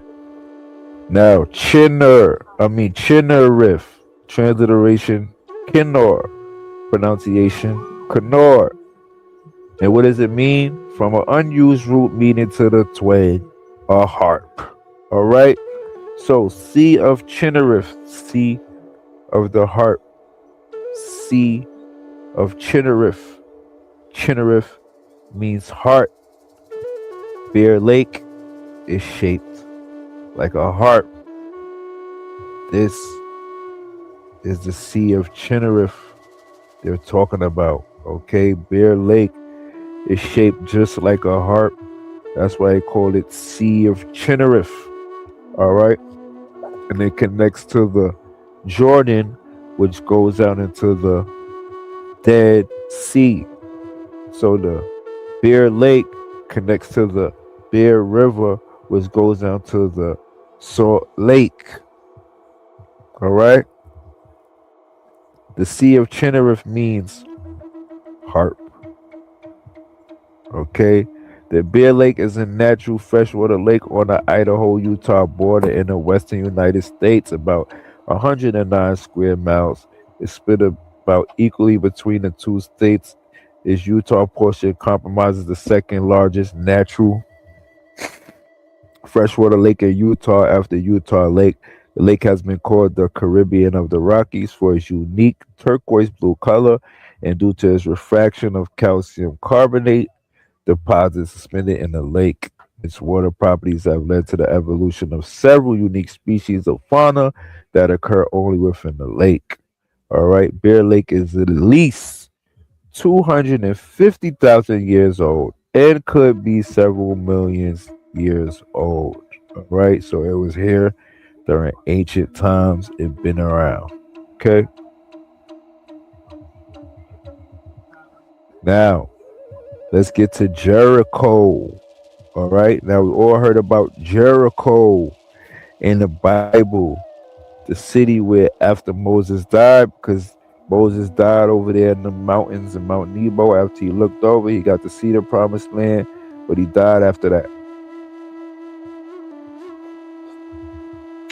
because he disobeyed God. He wasn't able to experience the promised land. He was able to see it, but he couldn't experience it. So he died, and no one knows where his body is. All right. So Joshua took over. Joshua is the head of the Israelites now. He's the leader. All right. So the Israelites, they crossed the Jordan, which we have classified as the Bear River. All right. And they crossed the Jordan. And he cut some foreskins. All right. Now, Jericho, the ancient historical site for Jericho is called Little Mountain, Utah. All right. Little Mountain, Utah. This is where Jericho was. The walls of Jericho. Jericho's name in biblical Hebrew is generally thought to derive from the Canaanite word fragrant, but other theories hold that it originates in Canaanite word Yarab, which means moon. Keep that in mind. Or the lunar deity Yarik. So these guys worship the moon in Jericho. All right. They worship the moon in Jericho. All right. Yara moon, or the name of a lunar deity. All right. So they worship the moon Yarik, for whom the city was the early center of worship. All right. They worship the moon in Jericho. Let's get down to the significance of that. Okay. Now, when we cross the Bear River and we get to the ancient spot of Jericho, which is Little Mountain, Utah, all right, there is a half moon formation right here. So that's why they named the city Jericho, which means moon, and it's for the lunar deity. Okay, they got this half moon right here. I got it outlined, the half moon. That's why they call this place Jericho, and they had some walls built around this area. Okay, but when you pulled up on Jericho, they had this half moon formation right here, which is still here to this day because you can't remove the landmarks. Okay, this is why they named this place Jericho, for this half moon right here. They worship the moon at this time. Okay, so this is why the city was named Jericho, because of the moon formation that's right here at the front of the city.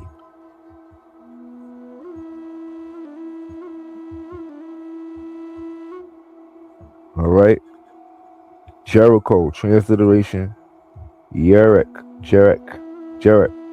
from the unused root of uncertain signification, lunation, lunar, that is month, moon.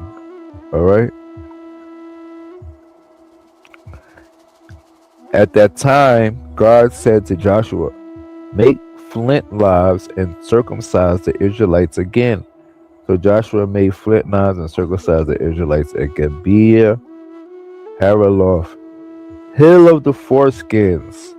All right, so there's a certain hill right when they walked up on Jericho. All right, there was a certain hill called the Hill of the Foreskins. All right, let me see if I can show it to you. Let me go back. Damn, shit, fucking up, man. I want to show y'all the Hill of the Foreskins.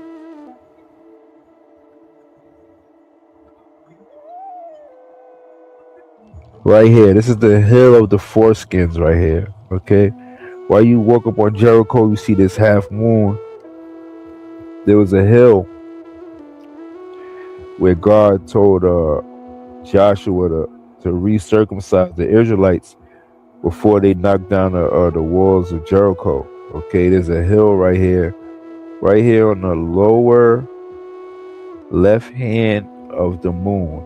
All right, like we got the lower left hand part. There's a hill right here.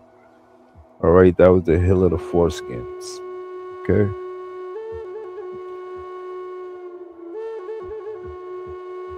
All right.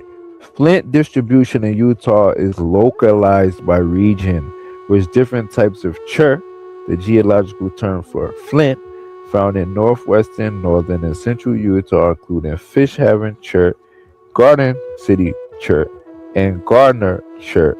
These materials were used by ancient peoples for making tools, and their distribution is tied to a specific geological formations within a state. Okay, so flint was used in certain areas in Utah. Okay, and this area was one of them. All right, so we got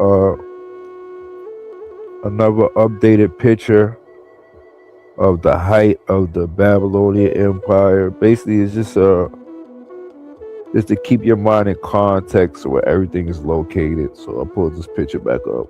All right, you see where Jerusalem is, Mizraim, East Assyria. All right, you kind of understand how these things, these events could have took place on the North American continent, because people think you're so crazy. Like, what are you talking about? How could that ever be over here? Da, da, da, da. But I'm taking you through the American route to the Promised Land. All right, and that's when they finally reached the Promised Land, when they left the Utah Mountains and they crossed the Jordan and they got to Jericho. They was in the Promised Land. So that was the American route to the Promised Land. All right, but as you can see, where Babylon was, all these places were next to each other. All right, so when they give you biblical stories about Egypt and the Assyrians holding the Israelites captive, all right, it was all possible right here in North America, because you have Babylon in Canada, Assyria on the southeast, Mizraim in the Midwest, Israel was in the west.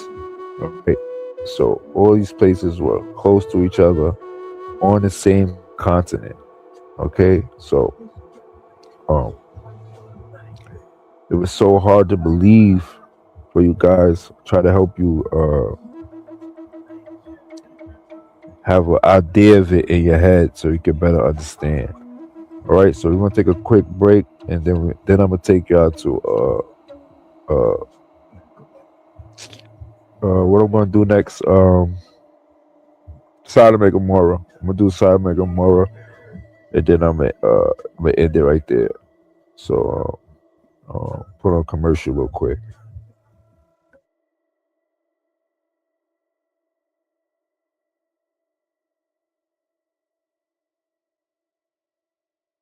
World, welcome to the A True to C2 Free Show. We're diving deep into the real stories, the unfiltered truths, and the raw energy of the culture. This isn't your average podcast.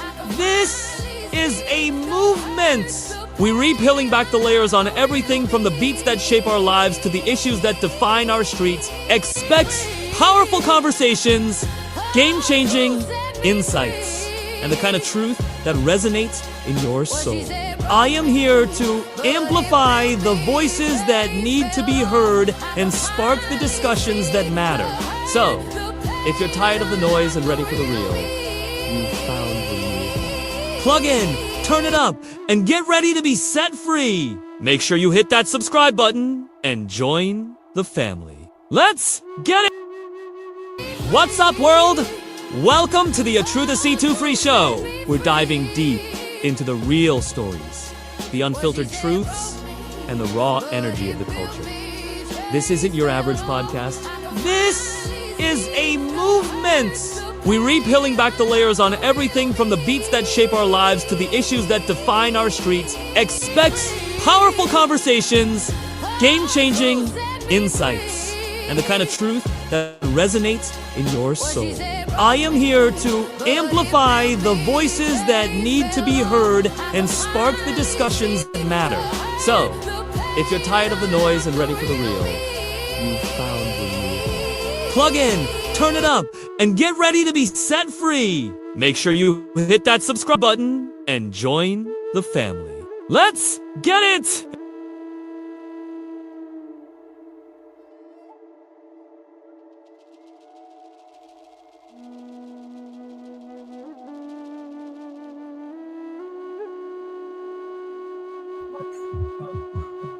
All right, guys, I'm back. Oh,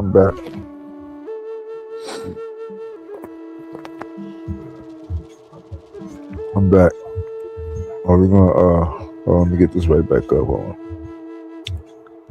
All right, let's get back to it.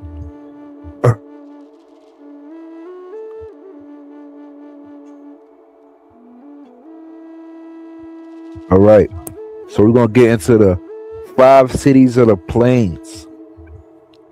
And Lot lifted up his eyes, and behold, all the plain of the Jordan, and that it was well watered everywhere, before God destroyed Sodom and Gomorrah, even as the garden of God, like the land of Mizraim, as thou comest into Zoar. Then Lot chose him all the plain of the Jordan, and Lot journeyed east, and they separated themselves the one from the other. Abram dwelled in the land of Canaan, and Lot dwelled in the cities of the plain, and pitched his tent towards Sodom. Genesis 19. Then God rained upon Sodom and upon Gomorrah brimstone and fire from God out of heaven, and he overthrew those cities and all the plain, and all the inhabitants of the cities, and that which grew upon the ground.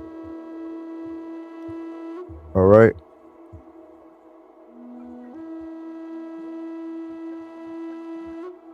Hold on. Where's my 5 cities of the plain? Hold on, y'all.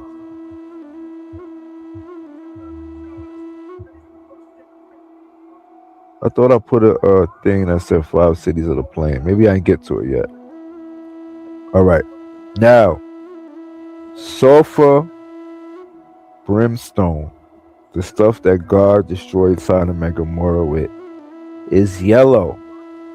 So we have a park in America called Yellowstone Park, and it's named after this sulfur brimstone. All right, that fell from the sky and destroyed all these areas in Yellowstone Park, which create a whole bunch of springs and heaps and diverse landscape. Okay, Yellowstone Park is named after sulfur brimstone. That's why they call it Yellowstone Park. Okay, the 5 cities of the plain, which are located in Yellowstone National Park. We have Admah, number 1, Admah. Then we have Lasha. Then we have Zeboim. Then we have Sodom and Gomorrah. Okay, twin cities, 2 cities right next to each other. Sodom and Gomorrah. These are called the 5 cities of the plains, which are talked about in the Bible. This is where Lot went to Sodom, went to live in Sodom, and pitched his tent Okay, but there was a lot of evil going on there. If you know the stories, that when the angels came, then they tried to fuck the angels. If you know that story about Lot, when Abraham and Lot separated because they was growing too much and there was tension going on between their camps. All right. So Abraham went to live on the 5 cities of the plain. I'm letting you know today that the 5 cities of the plain were in Yellowstone National Park. Admah, Lasha, Jeroboam, Sodom, and Gomorrah. And we're going to get to these locations right now. Okay. And the border of the Canaanites was from Sidon, as thou comest to Gerar unto Gaza, and thou goest unto Sodom and Gomorrah, and Admah, and Zeboam, and Lasha. That's the 5 cities of the plain, ladies and gentlemen. All right. The first location we're going to go to is Zeboam. Zeboam today is Hayden Valley, Yellowstone Park. All right. Now, if you look from an aerial view of the Yellowstone National Park, you're going to notice, like, what's all these white spots all over the place? You're going to see where there was a catastrophe that happened that burnt up all over Yellowstone Park. And that's why they call it Yellowstone, because sulfur brimstone rained down from the sky and destroyed this whole plain. It ain't destroyed the entire plain, but it destroyed a whole lot of parts all over this plain. Not even just these 5 cities. There's other places that got destroyed by the sulfur. But biblically, there were 5 cities that got destroyed when God did this act and had the sulfur rain down and destroy these cities. So we're going to start off with Jeroboam. You can look this up, guys. It's called Hayden Valley Yellowstone National Park. Okay, Jeroboam that they talk about in the Bible from the 5 cities of the plain is Hayden Valley Yellowstone National Park. How do I know this? Let's go. Hebrew transliteration. Tesbe. Thebe. What is it? Jeroboam. All right. The scent in the sense of prominence, splendor, as conspicuous. Also, gazelle. Gazelle. Beautiful, glorious, pleasant. Roebuck. All right. Talking about animals, gazelles. Roebuck. Beautiful, pleasant, goodly. All right. So this is talking about a certain landscape. Okay. So we're talking about Hayden Valley, Yellowstone National Park, which is Jeroboam. All right. Hayden Valley. This valley, centrally located in Yellowstone National Park, is the first place to go see wildlife in Yellowstone. As you drive along this beautiful broad valley, you are likely to see herds of bison, scattered elk, an occasional herd, an occasional grizzly bear. You also to see waterfowl, including ducks, Canada geese, and pelicans swimming a large in near Yellowstone River. All right, Hayden Valley is a beautiful place. Okay, it's prominent, splendor, gazelle, beautiful, glorious, pleasant, roebuck. All right, roebuck and gazelle and animals. All right, Hayden Valley. You along this beautiful broad valley, you're likely to see herds of bison, scattered elk, all types of animals. All right, and this is what Jeroboam means. I mean, Jeroboam means this prominent valley with beauty and herds of animals, roebuck and gazelle, splendor. Okay. Hayden Valley, centrally located in Yellowstone National Park, is the first place to go see wildlife in Yellowstone. The number of the roadside turnouts along Hayden Valley, offering views on both sides of the road. The Yellowstone River is positioned on the east side of the roadway. Several turnouts are scenic overlooks that allow panoramic views of the valley floor below. Hayden Valley was once filled by an arm of Yellowstone Lake, therefore it contains fine-grained lake sediments that are now covered with glacial till left from the most recent glacial retreat. All right. These are some of the animals there at Hidden Valley. All right. There's always been a place of splendor with gazelles and animals and roebuck. You know what I'm saying? So this area was always a splendorous area where animals come to graze, and you know, it was always a beautiful place. All right, that's how we know that Hayden Valley is Zeoboam. Okay, this is one of the places that was destroyed during Sodom and Gomorrah. All right, you can see the animals grazing here.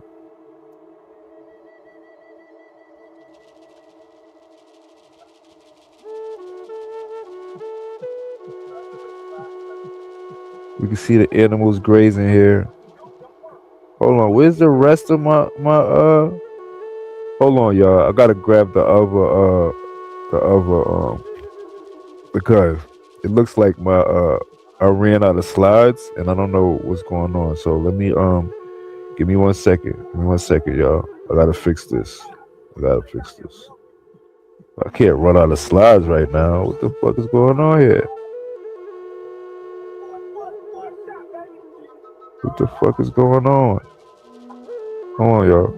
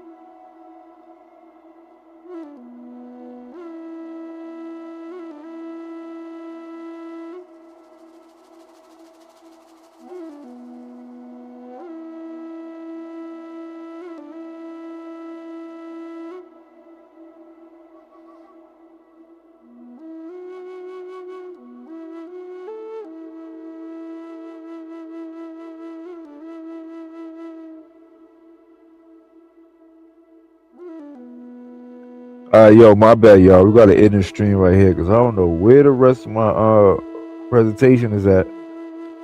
Like, I mean, I gotta go through the whole Sodom and Gomorrah, all the 5 cities of the plain. So it looked like it stopped at 200. I don't know. Like, is that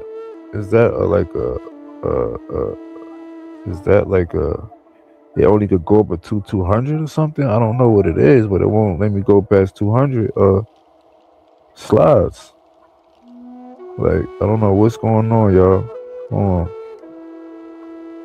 I don't know what's going on. Hold on.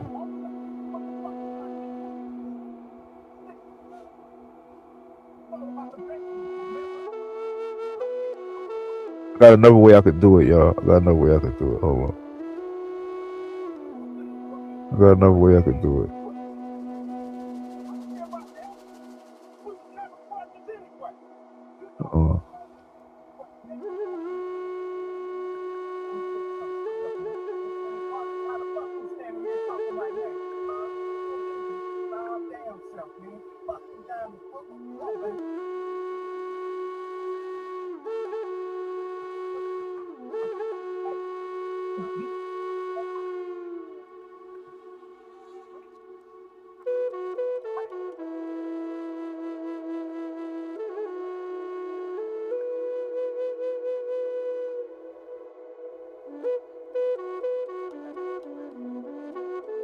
Hold on, y'all. Hold on.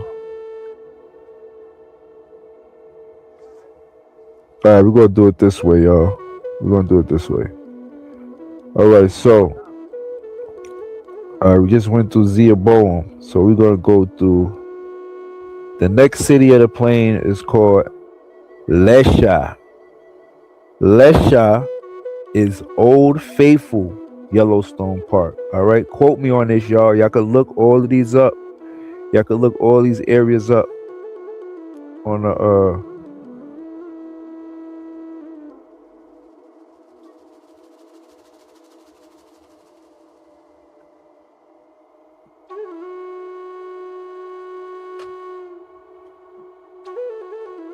yeah, y'all could look all these areas up. All right, y'all. So Lesha is Old Faithful Yellowstone Park. All right, this is another area in Yellowstone Park. All right, Lesha in Hebrew means from the Unru's root, thought to mean to break through a boiling spring, a place probably east of the Jordan. Lasha. All right, a boiling spring. So Lasha would actually have to have boiling springs. All right, so in this Old Faithful Yellowstone Park area, there's a famous spring called Old Faithful, a geyser. It is a cone geyser in Yellowstone National Park, Wyoming. It was named in 1870 during the Washburn-Langford Dawn expedition.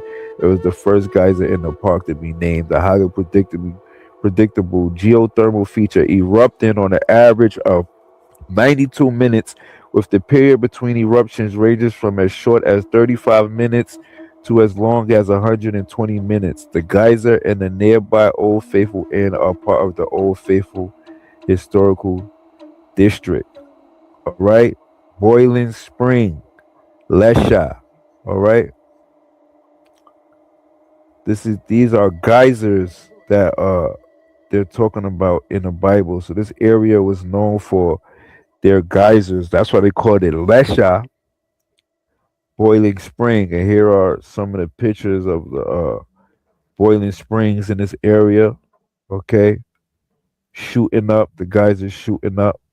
All right, the next city is called Adma, which today is the Midway Geyser Basin Yellowstone Park. This is another area in the Yellowstone Park that got destroyed by the sulfur. All right, this was a city called Adma in biblical times. All right, we got Lesha, we got Zeoboam, which is Hayden Valley, Lesha, which is Old Faithful Yellowstone Park, and we have Adma, the third city, which is Midway Geyser Basin Yellowstone Park. All right, Midway Geyser Basin is a much smaller than other basins found alongside the Firehole River. Despite its small size, it contains two large features: Excelsior Geyser, which pours over 4,000 US gallons per minute into the Firehole River, the largest hot spring in Yellowstone. All right, and 121 foot deep Grand Prismatic Spring is found there. Also in the basin is Turquoise Pool and Opal Pool. Okay, Adma. Let's find out what Adma means in Hebrew. Adma means Adam. All right, Adam means like red, to show blood in the face that flush or turn rosy, to be dyed red, ruddy. Okay, Adma. Okay, that's what Adma means, to be dyed red, ruddy, to show blood. All right, so when they're talking about Adma, they're talking about Adma's red surface. All right, they have these how the sulfur affected this area. It turned the surface red. All right, this whole area, Adma, which is Midway Geyser Basin, it has a bunch of springs and geysers in this area also, but the surface turned red, and that's why they describe this place as Adma. See, as you can see, look at the size of the people compared to the red surface in this area. All right, these are pictures of Midway Geyser Basin, which I'm claiming to be Adma from the Bible. All right, the surface is red, and that's why they named it Adma. Right? These are the 5 cities of the plain in the Bible. All right. Now let's get to Sodom and Gomorrah. Okay. Sodom and Gomorrah were 2 cities in Yellowstone Park, which is today called Mammoth Hot Springs. All right. Mammoth Hot Springs. And they named Sodom and Gomorrah specifically according to how the land turned out after God destroyed it. Okay. Sodom and Gomorrah, Mammoth Hot Springs. Okay. And Abraham got up early in the morning to the place where he stood before, and he looked down towards Sodom and Gomorrah and toward all the land of the plain, and beheld, and lo, the smoke of the country went up as the smoke of a furnace. All right. Mammoth Hot Springs is a large complex of hot springs on the hill of Travertine in Yellowstone National Park, adjacent to Fort Yellowstone and the Mammoth Hot Spring Historic District. It was created over thousands of years, ancient times, y'all, as hot water from the springs cooled and deposited calcium carbonate. Over 2 tons flow into Mammoth each day in a solution. Because of the huge amount of geothermal vents, Travertine flourishes. Although the springs lie outside the caldera boundary, their energy has been attributed to the same magmatic system that fuels over Yellowstone geothermal areas. The hot water that feeds Mammoth comes from the Norris Geyser Basin after traveling underground, a fault line that runs through the limestone and roughly parallels to the Norris to Mammoth Road. The limestone from rock formations along the fort is the source of the calcium carbonate. Shallow circulation along this corridor allows Norris superheated water to slightly cool before surfacing at Mammoth. All right. So let's break down Sodom in Hebrew, transliteration Sodom, from the unused root meaning to scorch, burnt, that is volcanic or bituminous district, a place near the Dead Sea. Sodom, scorch, burnt. All right. So Sodom is the lower Mammoth Hot Springs. This area is scorched and burnt from God destroying it and allowing the sulfur to rain on this area, but it scorched the plants and the trees in this area. So the surface is burnt up and scorched and burnt. That's why they called it Sodom. This is a picture of lower Mammoth Hot Springs right here, where you can see the trees they have no life on them because the surface is scorched and burnt and nothing can grow there. All right. So Gomorrah was the upper Mammoth Hot Springs, and you can see these if you look down and on the map. You can see, like the separation of the city, how one side is different from the other, like it's 2 different cities, and it had 2 different effects from the catastrophe that happened. All right, Gomorrah, upper Mammoth Hot Springs. Let's see what Gomorrah means in Hebrew.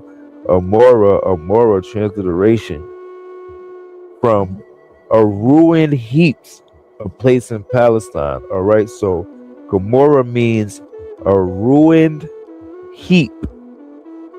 Okay, so when you look at the upper Mammoth Hot Springs, it's pretty different from Sodom, because Sodom has the burnt, scorched land with the trees that can't grow, but Gomorrah has the ruined heaps. All right, this is a picture of upper Mammoth Hot Springs, which I'm claiming to be Gomorrah. All right, all you see is these heaps, all right, that destroyed this area, and they left these ruined heaps all over this area, as you can see. Okay, these are the ruined heaps of upper Mammoth Hot Springs, which is Gomorrah of Sodom and Gomorrah. Okay, now Jasher 19.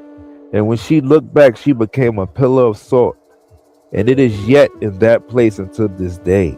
Okay? And the oxen which stood in that place daily licked up the salt to the extremities of their feet, and in the morning it would spring forth afresh, and they again licked it up to this day. All right, so oxen.